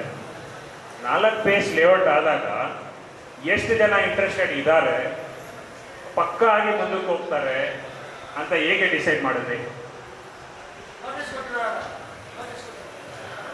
ಹಲವಾರು ಸಲ ನೋಟಿಸ್ ಕೊಟ್ಟರು. ಈವನ್ ಲೇಟೆಸ್ಟ್ ನನಗೆ ಗೊತ್ತಾಗಿತ್ತು, even Sanjay Nagar and Sakanagar seniors ಹೇಳ್ಬೋದು, ನನಗೆ ಅದರ ಇದಿಲ್ಲ. ಆದರೆ ಹಣ ಇಲ್ಲದೆ ಯಾರ ಹತ್ರ ಅಗ್ರಿಮೆಂಟ್ ಅಂತೂ ಮಾಡ್ಕೊಂಡಿರಲ್ಲ. ಅದೊಂದು ನಂಗೆ ಫುಲ್ ಹೇಳ್ಬಿಡ್ತೀನಿ, ಫುಲ್ ಆನ್ಸರ್ ಎಲ್ಲ ಲೇಔಟ್. ಅಟ್ಟೂರು ಲೇಔಟ್ ಫಾರ್ಮ್ ಮಾಡಿದಾಗ ಫಸ್ಟ್ ನಮಗೆ ಲೆಟರ್ ಕೊಟ್ಟಿದ್ದೆ.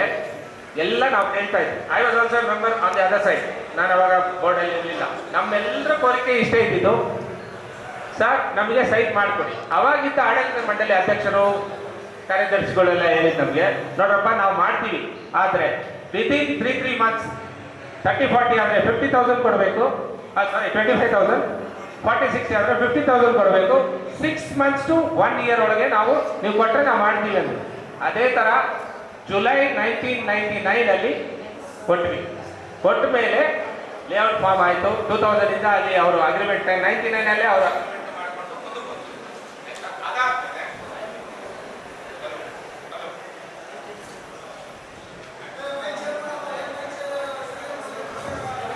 ಅದಾದ್ಮೇಲೆ ದೊಡ್ಡಬಳ್ಳಾಪುರ ಲೇಔಟ್ ಮಾಡಕ್ ಮುಂಚೆ ಎಲ್ರಿಗೂ ಗೊತ್ತಿರುತ್ತೆ, ಕಾಕೋಳು ಅಂತ ಎಲ್ಲರ ಮನಸ್ಸಲ್ಲಿ ಇದ್ದಿದ್ದು ಕಾಕೋಳಲ್ಲಿ ನಾವು ಲೇಔಟ್ ಮಾಡ್ತೀವಿ ಅಂತ. ಆದರೆ ಅನ್ಫಾರ್ಚುನೇಟ್ಲಿ ಅದು ಸಕ್ಸಸ್ ಆಗಿಲ್ಲ. ಬಟ್ 2014 ಕಾಕೋಳು ಆಗಬಹುದು ಅನ್ನೋ ಧೈರ್ಯದಲ್ಲಿ ತಗೊಂಡ್ಬಿಟ್ರು. ಆಗಲಿಲ್ಲ. 2016 ಫೆಬ್ರವರಿ 16 ದೊಡ್ಡಬಳ್ಳಾಪುರದಲ್ಲಿ ಆಯಿತು. ಅಡ್ವಾನ್ಸ್ ತಗೊಂಡಿತ್ತು, ಆಗಲಿಲ್ಲ. ನಾವು ಆ ಥರ ಎಡುವುದು ಬೇಡ, ಕನ್ಫರ್ಮ್ ಮಾಡಿಕೊಂಡು ಆ್ಯಂಡ್ ಅಗೇನ್ ಕನ್ಫರ್ಮ್ ಮಾಡಿಕೊಂಡು ಫರ್ದರ್ ಯಾವುದೇ ಎಫೆಕ್ಟ್ ಆಗಬಾರ್ದು ಕಾಸ್ಟ್ ಮೇಲೆ ಪರಿಣಾಮ ಬೀರಬಾರ್ದು ಅಂತ ನಾವು ಅವ್ರ ಕಡೆ ಸರ್ ನಮ್ಮ ಮಧ್ಯೆ ಆಗಮಿಸಿದ್ದ CPR ಕಂಟ್ರೋಲರ್ ಗಜರ ಸಾಹೇಬರಿಗೆ ಧನ್ಯವಾದಗಳನ್ನು ತಿಳಿಸ್ತೀನಿ. Thank you sir, thank you.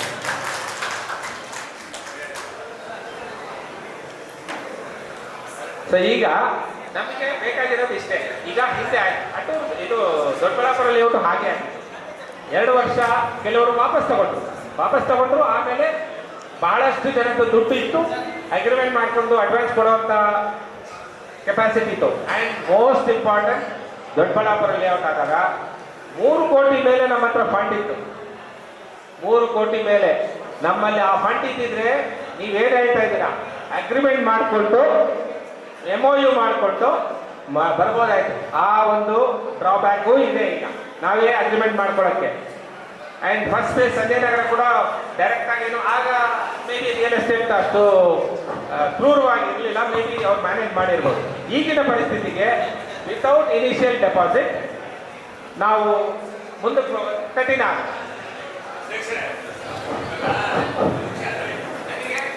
ನೀವು ಸೇವ್ ಮಾಡಿದ್ರೆ ಬೆಟರ್.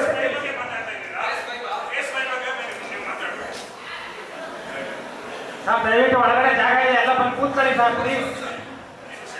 ಬನ್ನಿ ಒಳಗಡೆ ಸೇರಿಸಿದೆ ಬನ್ನಿ. ಹಲೋ ಪ್ಲೀಸ್ ಬನ್ನಿ ಸರ್.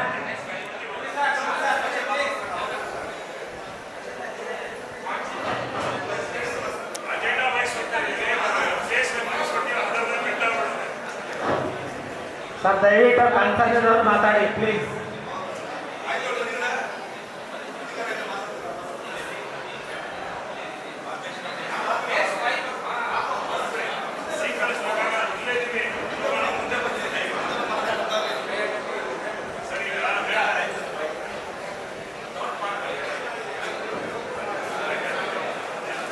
ಸರ್ ಈಗ ಫೇಸ್ 5 ಬಗ್ಗೆನೇ ಕಂಟಿನ್ಯೂ ಮಾಡ್ತಾ, ಈಗ ಈ ಪಾಯಿಂಟ್ ನಾನು ಇದಕ್ಕೆ ಮುಂಚೆನೇ ಮಾತಾಡಿದ್ದೆ ಅಡ್ವಾನ್ಸ್ ತಗೊಳೋದ್ರ ಬಗ್ಗೆ. ಇದಕ್ಕೆ ಮುಂಚೆ ಆಗಿರೋ ಯಾವುದೇ ಲೇಔಟಲ್ಲೂ ಲೇಔಟ್ ಜಾಗ ಅಥವಾ ಇದು ಫೈನಲೈಸ್ ಮಾಡ್ತೀರಾ ನೀವು ಅಡ್ವಾನ್ಸ್ ತಗೊಂಡಿಲ್ಲ ಅಂತ ಹೇಳಿದ್ರೆ ಇಲ್ಲ ಅನ್ನೋಕ್ಕಾಗುತ್ತಾ ನಿಮಗೆ?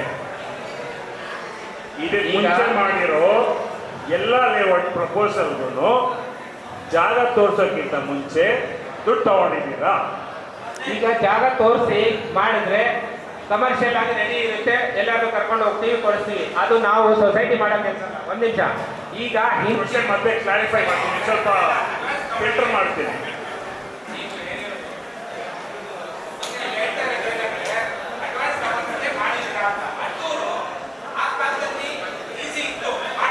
ಸರ್ ಅಟ್ಟೂರು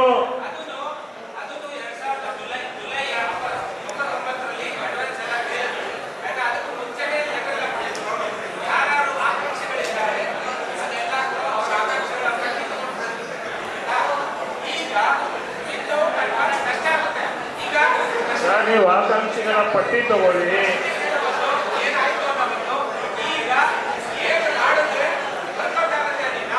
ಸರ್ ನಾವು ಅದೇ ಹೇಳ್ತಾ ಇರೋದು, ಇವಾಗ ನೀವು ಇದಕ್ಕೆ ಮುಂಚೆನೂ ನೋಟಿಸ್ ಕೊಟ್ರಿ, ಅದ್ರಲ್ಲಿ ಅಮೌಂಟ್ ಫಿಕ್ಸ್ ಮಾಡಿದ್ದೀರಾ? ಇದರಲ್ಲೂ ಅಮೌಂಟ್ ಫಿಕ್ಸ್ ಮಾಡಿದ್ದೀರಾ? 4 ಲಕ್ಷ, 5 ಲಕ್ಷ, 8 ಲಕ್ಷ ಮನಸ್ಸಿಗೆ ಬಂದಾಗ ನೀವು ಫಿಕ್ಸ್ ಮಾಡಿಬಿಟ್ಟಿದ್ದೀರಾ. 4 ಲಕ್ಷ ರೂಪಾಯಿ ಇವತ್ತಿನ ಇಷ್ಟು ಜನ ಎಂಪ್ಲಾಯೀಸ್ ಕುತ್ಕೊಂಡಿದ್ದಾರೆ.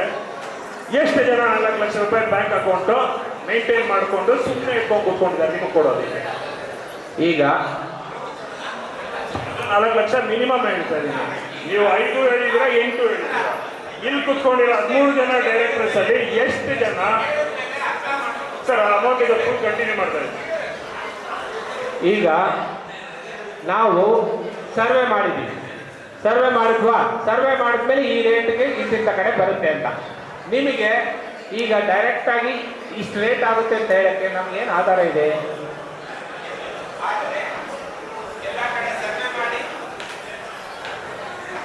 ಎಲ್ಲ ಕಡೆ ಸರ್ವೆ ಮಾಡಿದಾಗ ಇಷ್ಟಿಷ್ಟು ಆಗುತ್ತೆ, 2000 ಒಂದು ರೇಂಜಿಗೆ ಮಾಡಬಹುದು ಅನ್ನೋ ಒಂದು ಅಂದಾಜಿನಲ್ಲಿ ನಾವು ಮಾಡ್ತಾ ಇದೀವಿ. ಅದನ್ನು ನಾವು ಯಾಕೆ ಹೇಳ್ತಾ ಇಲ್ಲ ಅಂದರೆ ನಾಳೆ ಅಲ್ಲಿ ಕೂತ್ಕೊಂಡಾಗ ಏನಾಗುತ್ತೆ ಗೊತ್ತಿಲ್ಲ. It may be plus or minus. So ಒಂದು average. And one more thing, ಡೆವಲಪರ್ಗಳು ಕೇಳೋದು 25% ಇನಿಷಿಯಲ್ ಡೆಪಾಸಿಟ್ ಕೊಡಿ ಅಂತಾರೆ. ನಮ್ಮ ಹತ್ರ ಇಲ್ಲ. ಈಗ ಏನು ಕೇಳ್ತಾ ಇದ್ದೀವಿ, ಈವನ್ 2000 ಅನ್ನು 24 ಲ್ಯಾಕ್ಸ್ ಆಗುತ್ತೆ. ಆದರೆ ನಾವು ಆ ಥರ ಕೇಳಿಲ್ಲ. ಫಾರ್ ಎ ಕಮಿಟ್ಮೆಂಟ್ ಇನಿಷಿಯಲಿ ಕೊಟ್ಟರೆ, ನಾವು ಡೆವಲಪರ್ ಹತ್ರ ಕೆಲವ್ರ ಹತ್ರ ಮಾತಾಡಿದಾಗಲೂ ಹೇಳಿರೋದು, ನಾವು ಇನಿಷಿಯಲಿ ಕೊಡೋಕ್ಕಾಗಲ್ಲ ಸರ್, ಕಡಿಮೆನೇ ಕೊಡ್ತೀವಿ ಅಂತ ಹೇಳಿ. ಈ ಅಮೌಂಟ್ ರೀಸನಬಲ್ ಅಂತ ಬಿಡ್ತದೆ. ದಿಸ್ ಇಸ್ ಆಲ್ಸೋ ಅರೌಂಡ್ 15% ಏನೋ ಬರುತ್ತೆ, ಲೆಸ್ ದ್ಯಾನ್ 20%. ಸೊ 25 ಅವ್ರು ಕೇಳ್ತಾ ಇದ್ದಾರೆ. ಇದು ರೀಸನಬಲ್ ಅಂತ ನಮ್ಮ management committee we have discussed based on survey.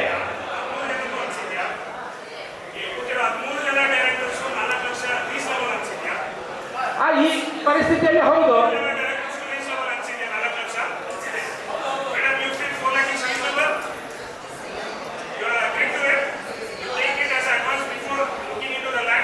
Jayadev, management committee ಪರವಾಗಿ ಇಲ್ಲಿ ನಾನು ನೀನು ಅಂತ ಹೇಳೋದು ತಪ್ಪು. ಮ್ಯಾನೇಜ್ಮೆಂಟ್ ಕಮಿಟಿ ಪರವಾಗಿ ಅಧ್ಯಕ್ಷರು ಮಾತಾಡ್ತಾ ಇರೋದು. ಅವರು ಕೊಟ್ಟ ಅಧಿಕಾರದ ಮೇಲೆ ನೀವು ಫಸ್ಟ್ ಡೈರೆಕ್ಟರ್ಸ್ ಕೊಟ್ಟೆ. ಒಂದು ನಿಮಿಷ, ಡೈರೆಕ್ಟರ್ಸ್ ಕೊಟ್ಟ ಅಧಿಕಾರದ ಮೇಲೆ ನಾವೆಲ್ಲ ಇಲ್ಲಿದ್ದೀವಿ. ಇವರೆಲ್ಲ ಸೇರಿ ಕೊಟ್ಟ ಅಧಿಕಾರದ ಮೇಲೆ on behalf of them I am answering. You cannot question each and everybody. That is not correct. It is a decision of the board. It is a decision of the board. ಈಗ ನಾವು ಇದನ್ನ ಪ್ರಸ್ತಾವನೆ ಮಾಡಿದೀವಿ, ಇದು ಸರಿ ಇಲ್ಲ sir, ಇದು workout ಆಗುತ್ತೆ ಅಂದ್ರೆ ಮಾಡ್ತೀವಿ. ಅದನ್ನ ಸೊಲ್ಯೂಷನ್ ಕೊಡಿ. ಆ ಸೊಲ್ಯೂಷನ್ ಕೊಡಿ. ಆ ಸೊಲ್ಯೂಷನ್ ಹೇಗೆ ಏನ್ ಮಾಡ್ಬೋದು? ಸರ್ ನಾವು ಹೇಳ್ತಾ ಇರೋದು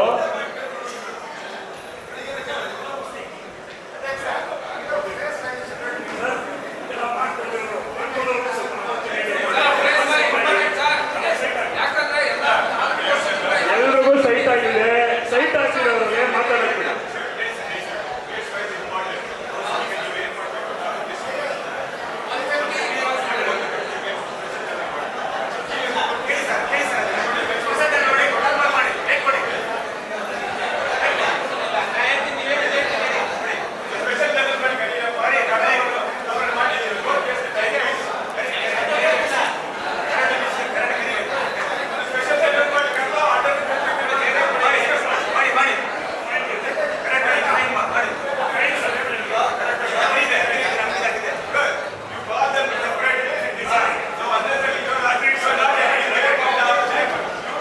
ಸರ್ ನಮಗೆ ನೋಡಿ, ನಾವು ನೀವೊಂದು ಪ್ರಶ್ನೆ ಕೇಳಿದ್ರಿ, 5,500 ರೂಪಾಯಿಲಿ ನೀವು ಎಷ್ಟು ಲೇಔಟ್ ವಿಸಿಟ್ ಲ್ಯಾಂಡ್ ವಿಸಿಟ್ ಮಾಡಿದ್ರಿ ಅಂತ.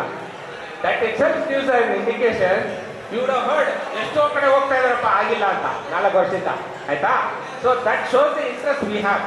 ನೀವು ನಮಗೆ ಈಗ ಅವ್ರು ಹೇಳಿದಂಗೆ ಸ್ಪೆಷಲ್ ಜನರಲ್ ಬಾಡಿ ಮೀಟಿಂಗ್ ಮಾಡಿ ಅಂದರು. Special general body meeting there is no problem. Whatever you want me are suppose to do, ಆಯ್ತಾ? ನಮ್ಮ ಅನುಭವದಿಂದ ಹೇಳೋದನ್ನ ಅದನ್ನ ಮನ್ನೆನೇ ಕೊಟ್ಟು ನೀವು ಥಿಂಕ್ ಮಾಡಬೇಕು. ಸರ್ ನಾವು ಅಡ್ವಾನ್ಸೇ ಕೊಡಲ್ಲ, ನೀವು ಹೋಗಿ ಮಾತಾಡ್ಕೊಂಡು ಫೈನಲೈಸ್ ಮಾಡಿ ಅಂದರೆ ಅದು ಆಗಲ್ಲ. ನೀವು ಅದು ಬೇಸಿಕಲ್ಲಿ ಈಗ if you are accepting, we will have a special general body meeting. But before that you people get together in the campus, talk what can be the best solution, you come forward, then we will see if it can be worked out. Without that,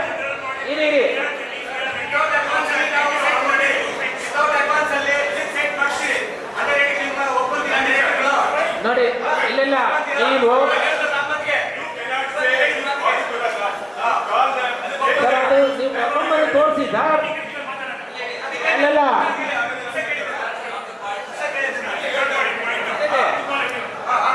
ಅದೇನಪ್ಪ, ನೀವು proposal ಕೊಡ್ಬೇಕು ಅಂತ ಹೇಳ್ತಾ ಇದ್ದೀನಿ.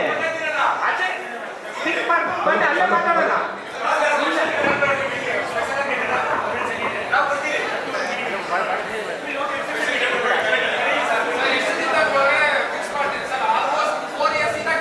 Within 2 weeks. Sir ನೀವು 4 years ಇಂದ ಕೇಳ್ತಾ ಇರ್ಬೋದು.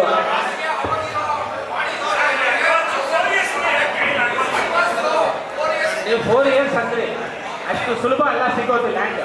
ನಾವು ಕಷ್ಟಪಡ್ತೀವಿ ಯಾವುದು ಹಾ ಎತ್ತೀರಾ ಸರಿ ಆನ್ಸರ್ ಮಾಡ್ತೀನಿ.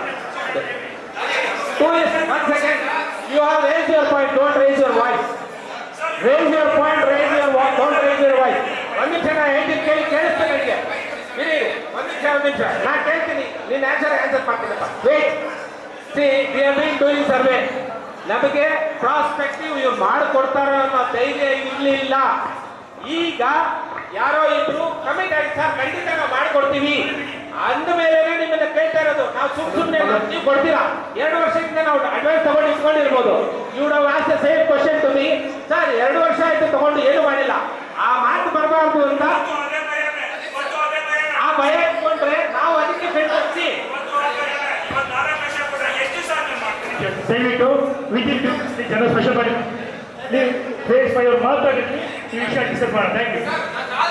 ಖಂಡಿತ within 2 weeks will do it. Within 2 weeks. ಆಯ್ತು. Next additional points mister Modi wants to talk sir.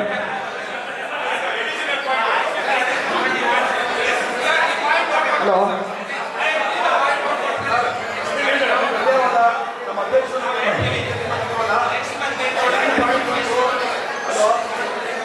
ನನ್ನ ಪಾಯಿಂಟ್ ಬಂದು 3rd phase ಅಟ್ಟೂರು ಲೇಔಟ್ ವಿಷಯ ಬಗ್ಗೆ ಮಾತಾಡ್ತೀನಿ. ನಾನು ಅಟ್ಟೂರು ಲೇಔಟ್ ವಿಷಯ ಬಗ್ಗೆ ಮಾತಾಡ್ತಿದ್ದೀನಿ. ಒಂದು ಪಾಯಿಂಟು ದಯವಿಟ್ಟು ಅಟ್ಟೂರು ಲೇಔಟ್ ಇರೋದೆಲ್ಲ ಗಮನಿಸಬೇಕು ವಿಷಯನ. ಸನ್ಮಾನ್ಯ ಅಧ್ಯಕ್ಷರು ಶರಣ ಸಾಹೇಬರು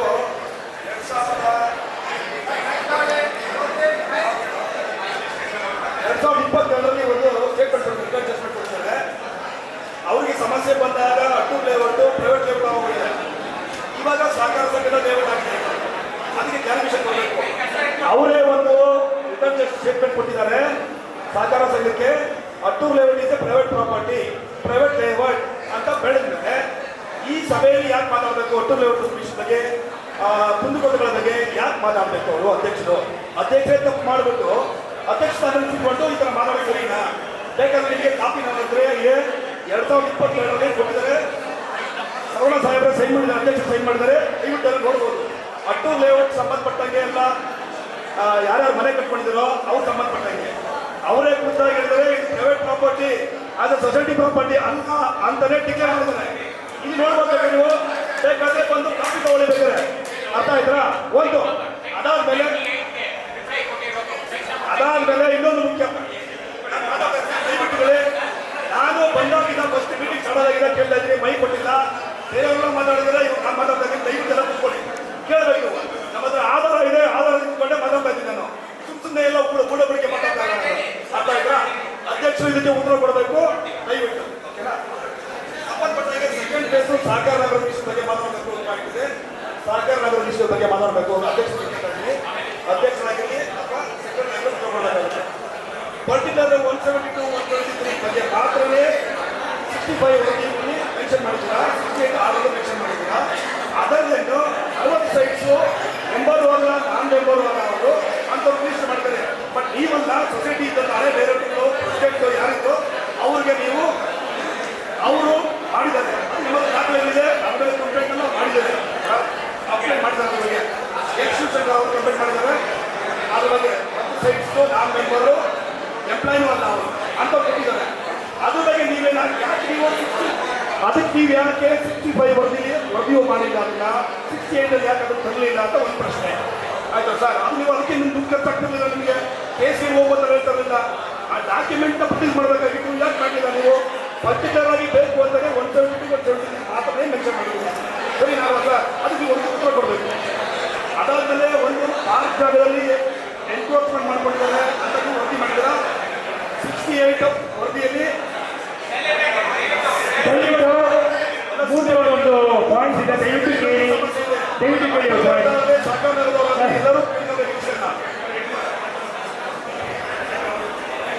ನೀವು 68 ವರದಿಯಲ್ಲಿ ಅನೌನ್ಸ್ ಮಾಡಿದ್ದೀರಾ, ವರದಿ ಒಪ್ಪಿಸಿದ್ದೀರಾ, ಪಾರ್ಕ್ ಜಾಗ ಎನ್ಕ್ರೋಚ್ಮೆಂಟ್ ಆಗಿದೆ, ರಿಜಿಸ್ಟ್ರೇಷನ್ ಆಗಿದೆ ಅಂತ ಹೇಳಿದ್ದೀರಾ.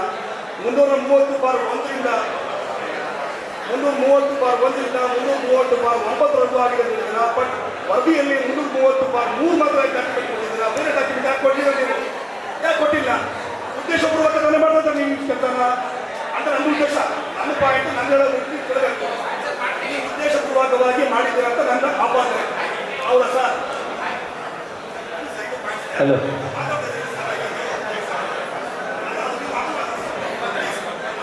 ಹಲೋ, ಈಗ ಆಯ್ತಲ್ಲ, ದಯವಿಟ್ಟು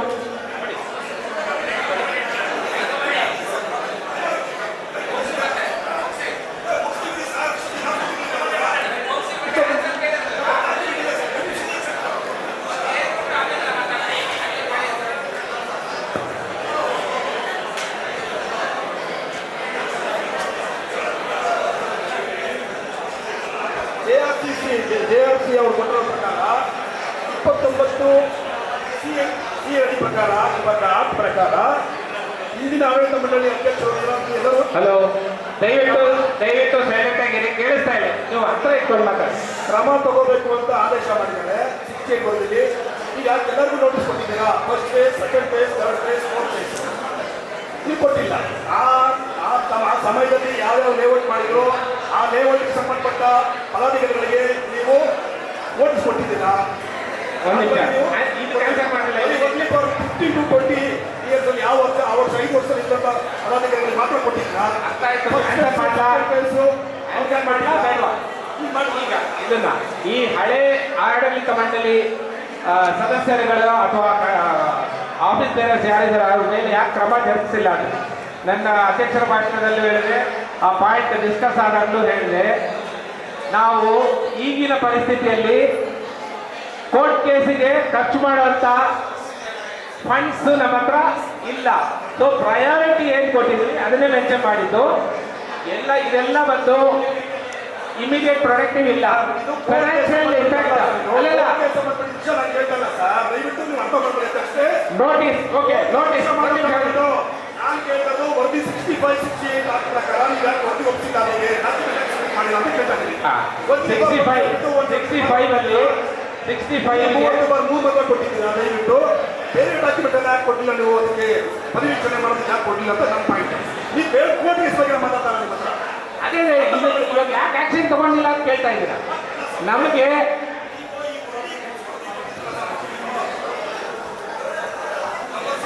68 ವರದಿ ಕೊಟ್ಟಿದ್ದೀರಲ್ಲ ಸ್ವಾಮಿ, ಅದರಲ್ಲಿ ನೀವು ಓನ್ಲಿ ಫಾರ್ 172, 173 ವಿಷಯ ಮಾತ್ರ ಕೊಟ್ಟಿದ್ದೀರಾ, 330/3 ಮಾತ್ರ ಕೊಟ್ಟಿದ್ದೀರಾ.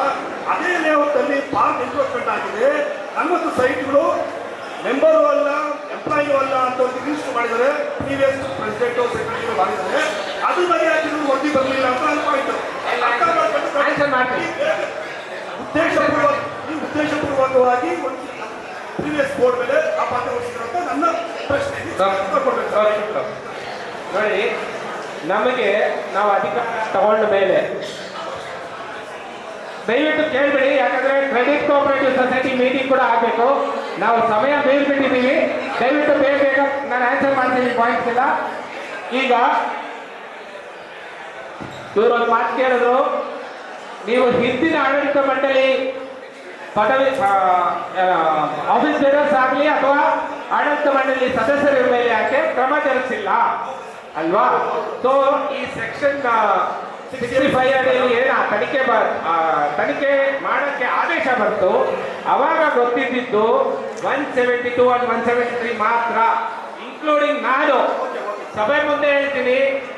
172, 173 ರಿಜಿಸ್ಟ್ರೇಷನ್ ಇಲ್ಲಿಗಲ್ ಆಗಿದ್ದೆ ನಾನು ಡೈರೆಕ್ಟರ್ ಆಗಿದ್ದಾಗಲೂ 1918 ಗೊತ್ತಾಗಿತ್ತು. ಈ ಬೇರೆ ವಿಷಯಗಳು ನಂತರ ಅವರು ಹೇಳಿ ಗೊತ್ತಾಗ್ತಾ ಇದೆ. ಈಗ ಇಂಡಿಪೆಂಡೆಂಟ್ ಆಗಿ ಹೇಳ್ತೀನಿ ಫುಲ್ ಹೇಳ್ಬಿಡ್ತೀನಿ, ಆಮೇಲೆ ಏನಾದ್ರು ಬಿಟ್ಟಿದ್ರೆ ಹೇಳಿ. ಅದಾದ ಮೇಲೆ ಫುಲ್ ರಿಸರ್ಚ್ ಮಾಡ್ತಾ ಇದ್ವಿ ನಾವು. ಎಲ್ಲ ದಾಖಲೆಗಳು ನೋಡಿದಾಗ ಹಲವಾರು ವಿಷಯಗಳು ಗೊತ್ತಾಗ್ತಾ ಇತ್ತು. ಈ ವಿಷಯಗಳಿಗೆ ಪೂರಕವಾಗಿ ನಮ್ಮಲ್ಲಿ 2015ರಿಂದ 2020 ಆಡಳಿತ ಮಂಡಳಿಯಿಂದ ಹಲವಾರು ದಾಖಲೆಗಳು ಹಸ್ತಾಂತರ ಆಗಿಲ್ಲ. ಅದರಿಂದ ಹಲವಾರು ಆರೋಪಗಳೇನಿದೆ ಅದರಲ್ಲಿ ಸೆಕ್ಷನ್ 109 ಪ್ರಕಾರ ಅದರಲ್ಲಿ ಇಲ್ವಲ್ಲ, ನಮಗೆ ಬೇಕಾಗಿರೋದಿಲ್ಲ. ಅಲಾಟ್ಮೆಂಟ್ ಹೊಸ ಅಲಾಟ್ಮೆಂಟ್ ಕೊಡ್ತಾ ಇದ್ದಾರೆ, ನಮ್ಮ ಹತ್ರ ಅಲಾಟ್ಮೆಂಟ್ ಕಾಪಿಗಳೇ ಇಲ್ಲ. ಏನು ನಿಮ್ಮ ಹತ್ರ ತಗೊಂಡಿರೋದು ಏನಿದೆ ನಾವು ನಂಬರಿಂಗ್ ಮಾಡಿ ಕೊಟ್ಟಿದ್ದೀವಿ, ಅದಲ್ಲದೆ ದಾಖಲೆಗಳು ಬೇಕಾಗಿರೋದು. ನಾವು ನೋಟಿಸು ಹಲವಾರು ಬಾರಿ ಕೊಟ್ಟಿದ್ವಿ, ಹಿಂದಿನ ಆಡಳಿತ ಮಂಡಳಿಯಿಂದ ರಿಪ್ಲೈ ಬರಲಿಲ್ಲ ಒಂದು. ಆಮೇಲೆ ನೀವು ನನ್ನ ಸೈಟ್ ಬಗ್ಗೆ ಏನು ರಿಪ್ಲೈ ಕೊಟ್ಟಿದ್ದೀವಿ,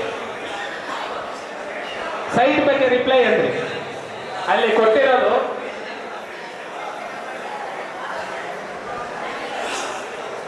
ಅಲ್ಲಿ ಕಂಪ್ಲೇಂಟ್ ಮಾಡಿರೋದು ಜೇಆರ್ ಆಫೀಸ್ಗೆ. ಯಾವುದು ಸ್ಟ್ಯಾಟ್ಯೂಟರಿ ಬಾಡಿಯಿಂದ ಅಲಾಟ್ ಆದರೆ ಮಾತ್ರ ಅದು ಗಣನೆಗೆ ತಗೊಳ್ತಾರೆ.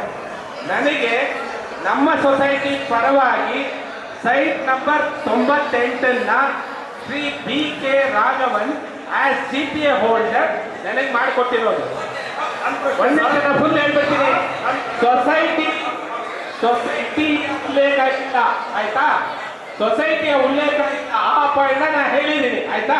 ನೆಕ್ಸ್ಟ್ ನೀವು ಇನ್ನೊಂದು ಮುಗಿಸ್ತೀನಿ. ರಾಘವನವರು ರಿಜಿಸ್ಟ್ರೇಷನ್ ಮಾಡ್ಕೊಟ್ಟಿರೋ ಅಂತ ಹೇಳಿದ್ಮೇಲೆ ಅದು ಸೊಸೈಟಿ ಪ್ರಾಪರ್ಟಿನ ಒಂದ್ ನಿಮಿಷ, ನಾನು ಸೊಸೈಟಿ ಪ್ರಾಪರ್ಟಿ ಇಲ್ಲ ಅಂತ ಅಲ್ಲಿ ಕೊಟ್ಟಿಲ್ಲ. ಓದಿ ಹೇಳಿ, ನೆಕ್ಸ್ಟ್ ರೈಟಿಂಗ್ ಅಲ್ಲಿ ಕೊಡಿ. ಒಂದ್ ನಿಮಿಷ ನೋಡಿ, ಇದು ಇನ್ನೂ ಡೀಟೇಲ್ ಬೇಕಂದ್ರೆ ನೀವು ರೈಟಿಂಗ್ ಅಲ್ಲಿ ಅದನ್ನೇ ಕೊಟ್ಬಿಟ್ಟು ನನ್ನ ರಿಪ್ಲೈ ಕೊಟ್ಟು ಮಾಡಿ ಕೊಡಿ, ರಿಪ್ಲೈ ಕೊಡ್ತೀನಿ. ಕ್ರೆಡಿಟ್ ಸೊಸೈಟಿ ಮೀಟಿಂಗ್ ಆನ್ಸರ್ ಮಾಡ್ಬಿಡ್ತೀನಿ. ನೋಡಿ ನೀವು ಕೊಟ್ಟಿರೋ ಏನು ಕ್ವಶನ್ ಇದೆ ಅದಕ್ಕೆ ನನಗೂ ಗೊತ್ತಿದೆ, ಆನ್ಸರ್ ಮಾಡಿದ್ದೀವಿ. ಲೀಗಲ್ ಒಪ್ಪಿಗೆ ತಗೊಂಡೇ ಕೊಟ್ಟಿರೋದು. ಅದಕ್ಕೆ ನೀವು ಏನಾದರೂ ಏನಿಲ್ಲ ಸರ್ ನೀವು ಸರಿಯಾಗಿ ಅಂದರೆ ನೀವು ನಮ್ಗೆ ರೈಟಿಂಗಲ್ಲಿ ಕೊಡ್ತೀವಿ ಆಯ್ತಾ. ಆಮೇಲೆ ಪಾರ್ಕ್ ಏರಿಯಲ್ಲಿ ಬೇರೆ ಸೈಟ್ಗಳು ಅಂದ್ರಿ, ಅದರ ಉಲ್ಲೇಖ ನಮ್ಮ ಹಿಂದಿನ ಬಾಡಿನವರು ಹೇಳಿಲ್ಲ. ಆದರೆ ನಮ್ಮ ಹಿಂದಿನ ಬಾಡಿಯಲ್ಲಿ ಯಾರು ಆಕ್ಟಿವ್ ಇದ್ರು ಅವರಿಗೆ ಇಂಚು ಗೊತ್ತಿತ್ತು, ನಮ್ಮ ಗಮನಕ್ಕೆ ತರಲಿಲ್ಲ. ಅದು ಈಗ ನಮ್ಗೆ ಗೊತ್ತಾಗ್ತಾ ಇದೆ. ಆದರೆ ಈ ತನಿಖೆ ನಿರ್ದೇಶನ ಏನು ಬಂತು 2021-22 ಆಯಿತು. ಆ ಆರೋಪಗಳು ಅಲ್ಲೇ ಕವರ್ ಆಗಿದೆ ಆಯ್ತಾ. ಸೊ ಆ ಬೇರೆ ಯಾಕೆ ಆಕ್ಷನ್ ತಗೊಂಡಿಲ್ಲ ಅಂದ್ರೆ ನಮಗೆ 330/1 ಮತ್ತು 2 ದಾಖಲೆ ಬಂತು. ಅದನ್ನ ನಾವು ಲೋಕಾಯುಕ್ತಕ್ಕೆ ಕಂಪ್ಲೇಂಟ್ ಕೊಟ್ಟಿದ್ದೀವಿ. ಆಯ್ತಾ? ಇನ್ನೊಂದು ಶಿವಶಂಕರ್ ಕೊಟ್ಟಿದ್ದಾರೆ ಅಂದ್ರೆ, ಅಲ್ಲಲ್ಲ ಶಿವಶಂಕರ್ ಕಂಪ್ಲೇಂಟ್ ಕೊಟ್ಟಿದ್ದಾರೆ ಅಂದ್ರೆ ನಮಗೆ ಕೊಟ್ಟಿಲ್ಲ, ಇಲಾಖೆ ಕೊಟ್ಟಿದ್ದಾರೆ, ಇಲಾಖೆ ನಮಗೆ ಕೊಟ್ಟಿಲ್ಲ. ನಾವು ಅವರು ಆನ್ಸರ್ ಮಾಡಕ್ಕೆ ಅವ್ರಿಗೂ ನಿಮ್ಮ ಅಂತಂದ್ರೆ ಕಂಪ್ಲೇಂಟ್ ಬಂತು 301 302 ಕಂಪ್ಲೇಂಟ್ ಬಂದಿದೆ ಅಂದ್ಮೇಲೆ 68 ಹಾಕಲು ಯಾಕೆ ಬಂದಿಲ್ಲ ಅಂತ ಕೇಳ್ತಾರೆ ಮತ್ತೆ ಓಕೆ ಓಕೆ ಓಕೆ 68 303 ಮಾತ್ರ ಮೆನ್ಷನ್ ಮಾಡಿಲ್ಲ, 330/3 ಮಾತ್ರ ಮೆನ್ಷನ್ ಮಾಡಿಲ್ಲ, 330/1 330/2 ಯಾಕೆ ಮೆನ್ಷನ್ ಮಾಡಿಲ್ಲ ನೀವು? ಯಾಕೆ ಮಾಡಲಿಲ್ಲ? ದಾಖಲೆ ಇತ್ತು ನಿಮ್ಮ ಹತ್ರ? ಇಲ್ಲ, ದಾಖಲೆ ದಾಖಲೆ ಇತ್ತು ಅಂತ ಹೇಳಿದ್ರಿ, ದಾಖಲೆ ಇಲ್ಲ ಅಂತ ಹೇಳ್ತೀರಿ. 2021ರಲ್ಲಿ ಆದೇಶ ಬಂದ ತನಿಖೆ, 21 ಜನವರಿಯಲ್ಲಿ ಈ ಆದೇಶ ಆಯ್ತು. ಇಮಿಡಿಯೇಟ್ ಗರ್ಗಂತ ಯಾರಿದ್ರು ಅವರು ಅದನ್ನ ಹಂಗೆ ಕ್ಲೋಸ್ ಮಾಡಿ ಹೋದ್ರು. ನಾವು 2021 ಜುಲೈಯಲ್ಲಿ ಹೊಸ ಜಾಯಿಂಟ್ ರಿಜಿಸ್ಟರ್ ಯಾರಿದ್ರು ಅವರಿಗೆ ನಾವು ಸರ್ ಹಿಂದಿನ ಆರೋಪಗಳೇನಿತ್ತು 15 ಆರೋಪಗಳು, ಆ 14 ಆ ಆರೋಪಗಳನ್ನ ಅವ್ರು ಹಂಗೆ ಕ್ಲೋಸ್ ಮಾಡಿದ್ದಾರೆ ಸರ್. ದಯವಿಟ್ಟು ತೊಂದರೆ ಆಗುತ್ತೆ, ನಮಗೆ ತುಂಬಾ ಲಾಸ್ ಆಗಿದೆ, ನೀವು ರೀಓಪನ್ ಮಾಡಿ ಅಂತ ಅಲ್ಲಿಂದ ನಿರ್ದೇಶನ ತಗೊಂಡಿದ್ದು. ಆ 14 ಆರೋಪಗಳು ಹಳೇದೇನಿತ್ತು ಆ ಬೇಸಿಸ್ ಅಲ್ಲಿ ಇದು ಮುಂದಕ್ಕೆ ಬಂದಿರೋದು.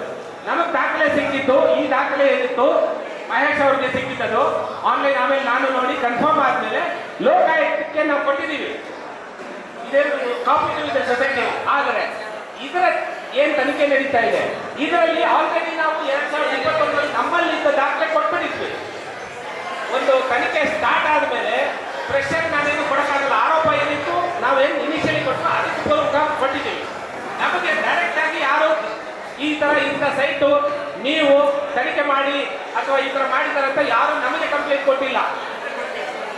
ಸರ್ ಕೊನೆ ಕನ್ಕ್ಲೂಷನ್ ಮಾಡಿಬಿಡಿ. ನೀವು ಈಗ 3ನೇ case Attur layout society power site ನೀವು ಮಾಡಿದ್ದ, ಲೇಔಟ್ ಮಾಡಿದ್ದ, ಬರವಣಿಗೆ ನಿಲ್ಲಿಸಿದ್ದ, ಪ್ರೈವೇಟ್ ಅವ್ರು ಮಾಡಿದ್ದ ಅಂತ ನೀವು ಓಪನ್ ಹೇಳಿ. ಇದು ಸೊಸೈಟಿ ಕಡೆಯಿಂದ ತಗೊಂಡಿರೋದೆ. ಆದ್ರೆ ಅದೇ ನೀವು ಲೀಗಲ್ ಪಾಯಿಂಟ್ ಎಲ್ಲ ಇಲ್ಲಿ ಕೇಳಬೇಡಿ, ನಿಮ್ಗೆ ಏನಿದೆ ಬರ್ದುಕೊಳ್ಳಿ, ಅದಕ್ಕೆ ಆನ್ಸರ್ ಮಾಡ್ತೀನಿ ಆಯ್ತಾ? ಪರ್ಸನಲ್ ಟಾರ್ಗೆಟ್ ಮಾಡಬೇಡಿ. ನಮ್ಗೆ ಯಾರು ದುಷ್ಮನಿಲ್ಲ, ಎಲ್ಲ ನನ್ನ ಸ್ನೇಹಿತರೆ. ಕಾರಣಾಂತರಗಳಿಂದ ನಾನು ಇಲ್ಲಿ ಕೂತಿದ್ದೀನಿ, ದಯವಿಟ್ಟು ಒಂದು ಅರ್ಥ ಮಾಡ್ಕೊಳ್ಳಿ. ಕಾರಣಾಂತರಗಳಿಂದ ನಿಮ್ಮಿಂದ ನಾನು ಚುನಾಯಿತನಾಗಿ ಇಲ್ಲಿ ಬಂದಿದ್ದೀನಿ. ಅದನ್ನ ನಾವು ಯಾವುದೇ ದೇಶ ಬೆಳೆಸ್ಕೊಳ್ಳಕ್ಕೆ ಇಲ್ಲ. ಆನರಬಲ್ ಪ್ರೆಸಿಡೆಂಟ್ ಆಫೀಸ್ ಬ್ಯಾರಸ್, ನಾನು ಒಪ್ಪಂಡ ಕೆ ಹೌಸ್ ಸೊಸೈಟಿ ಮೆಂಬರ್. ಹಲೋ, ಸ್ವಲ್ಪ ಇರೋಣ. ಹಲೋ, ಮುಟ್ಟೆ. ಹಲೋ,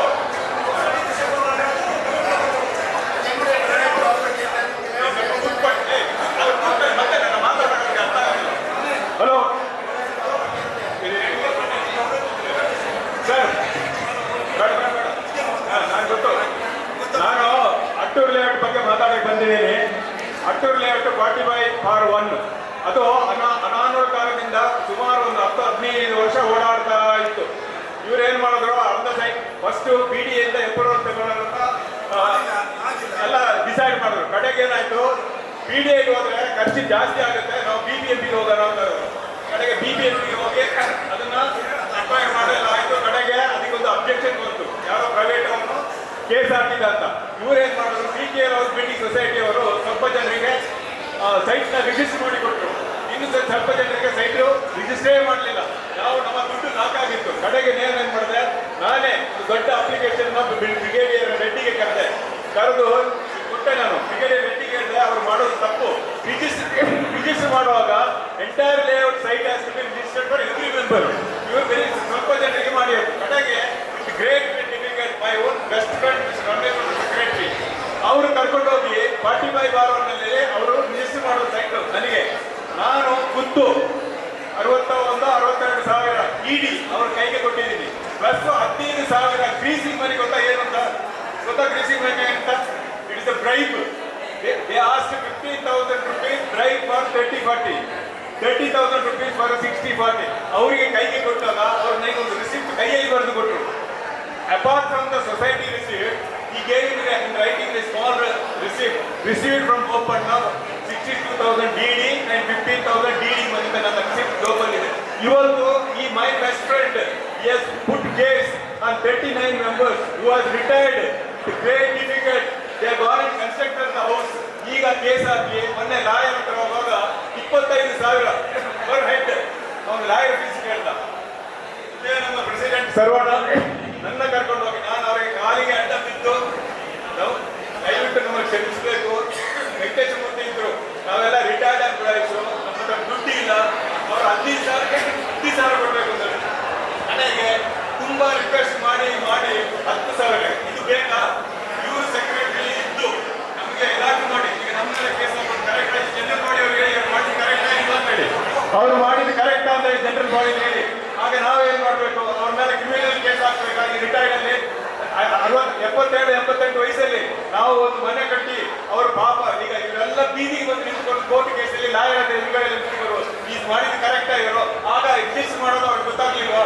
ಅದು ನನ್ನ ಜಾಗ, ನಾನು ಮಾಡಬಾರ್ದು ಅಂತ ಗೊತ್ತಾಗ್ಲಿಲ್ಲ. ಈಗ ಮಾಡ್ಬಿಟ್ಟು ಕೇಸ್ ಆಗೋದು 20 ವರ್ಷ ಆದ್ಮೇಲೆ 25 ವರ್ಷ ಆದ್ಮೇಲೆ ಅವ್ರ ಕೇಸ್ ಆಗಿದೆ. ಈಗ ಜನರಲ್ ಬಾಡಿ ಹೇಳಿ ಇವ್ರ ಮೇಲೆ ಕ್ರಿಮಿನಲ್ ಕೇಸ್ ಹಾಕ್ಬೇಕೋ ಬೇಡ ಅಂತ ಹೇಳಿ ಅಂತ ಈಗ ನಮ್ಮನ್ನ ಬೀದಿಗೆ ಎಳಿತಾ ಇದ್ದಾರೆ. ನಾವು ರಿಟೈರ್ಡ್, ನಾನು ಒಂದು ಹಂಬಲ್ ರಿಕ್ವೆಸ್ಟ್, ಒಬ್ಬರು ರಿಟೈರ್ಡ್ ಆಗಿದೆ, ದಯವಿಟ್ಟು considering all retirement you should withdraw the case. I am requesting on behalf of general body. Thank you sir.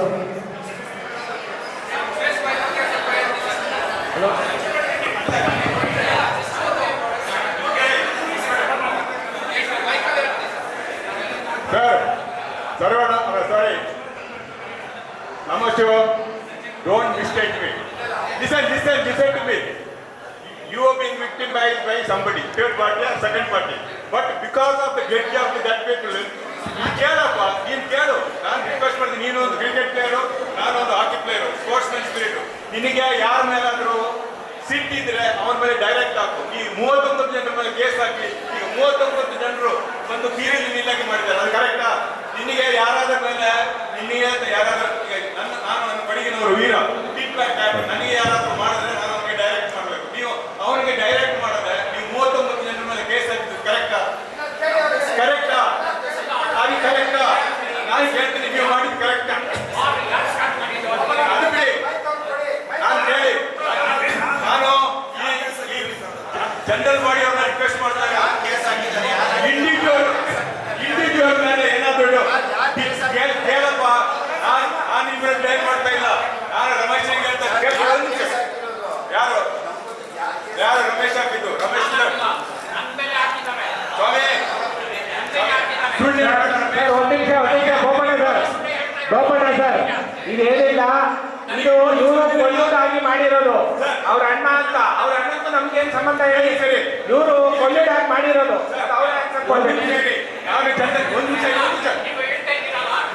ನಾನು ಜನರಲ್ ಬಾಡಿ ಹೇಳ್ತಾ ಇರೋದು, ಅಣ್ಣ ತಮ್ಮ ಹೇಳಿ ಕೇಸ್ ಹಾಕಿದ್ದು.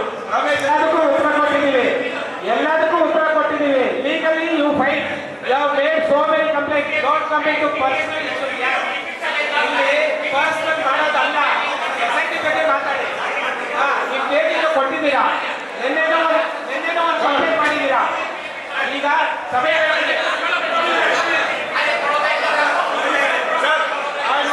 General body sir, general body ಕೇಳ್ತಾ ಇದ್ದೀನಿ. ರಮೇಶ್ ಹೆಸರು ಇದೆ, ನೋಟಿಸ್ ಕಳಿಸಿದ್ದಾರೆ, ಇದು ಕರೆಕ್ಟಾ? ರಮೇಶ್, ನಾನು ಹೇಳೋದು ಗೊತ್ತಾ, ಅವ್ರ ಮೇಲೆ ಸಿಟ್ಟಿದ್ರೆ ಅವ್ರ ಮೇಲೆ ಡೈರೆಕ್ಟ್ ನನ್ನ ಮೇಲೆ ಇದೆ.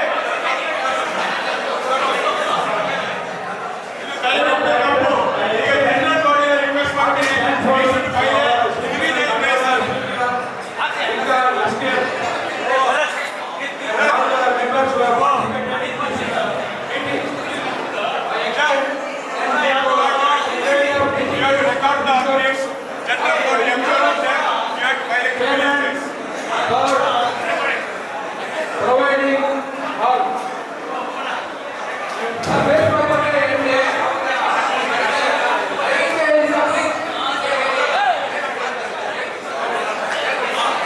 Yes, very okay.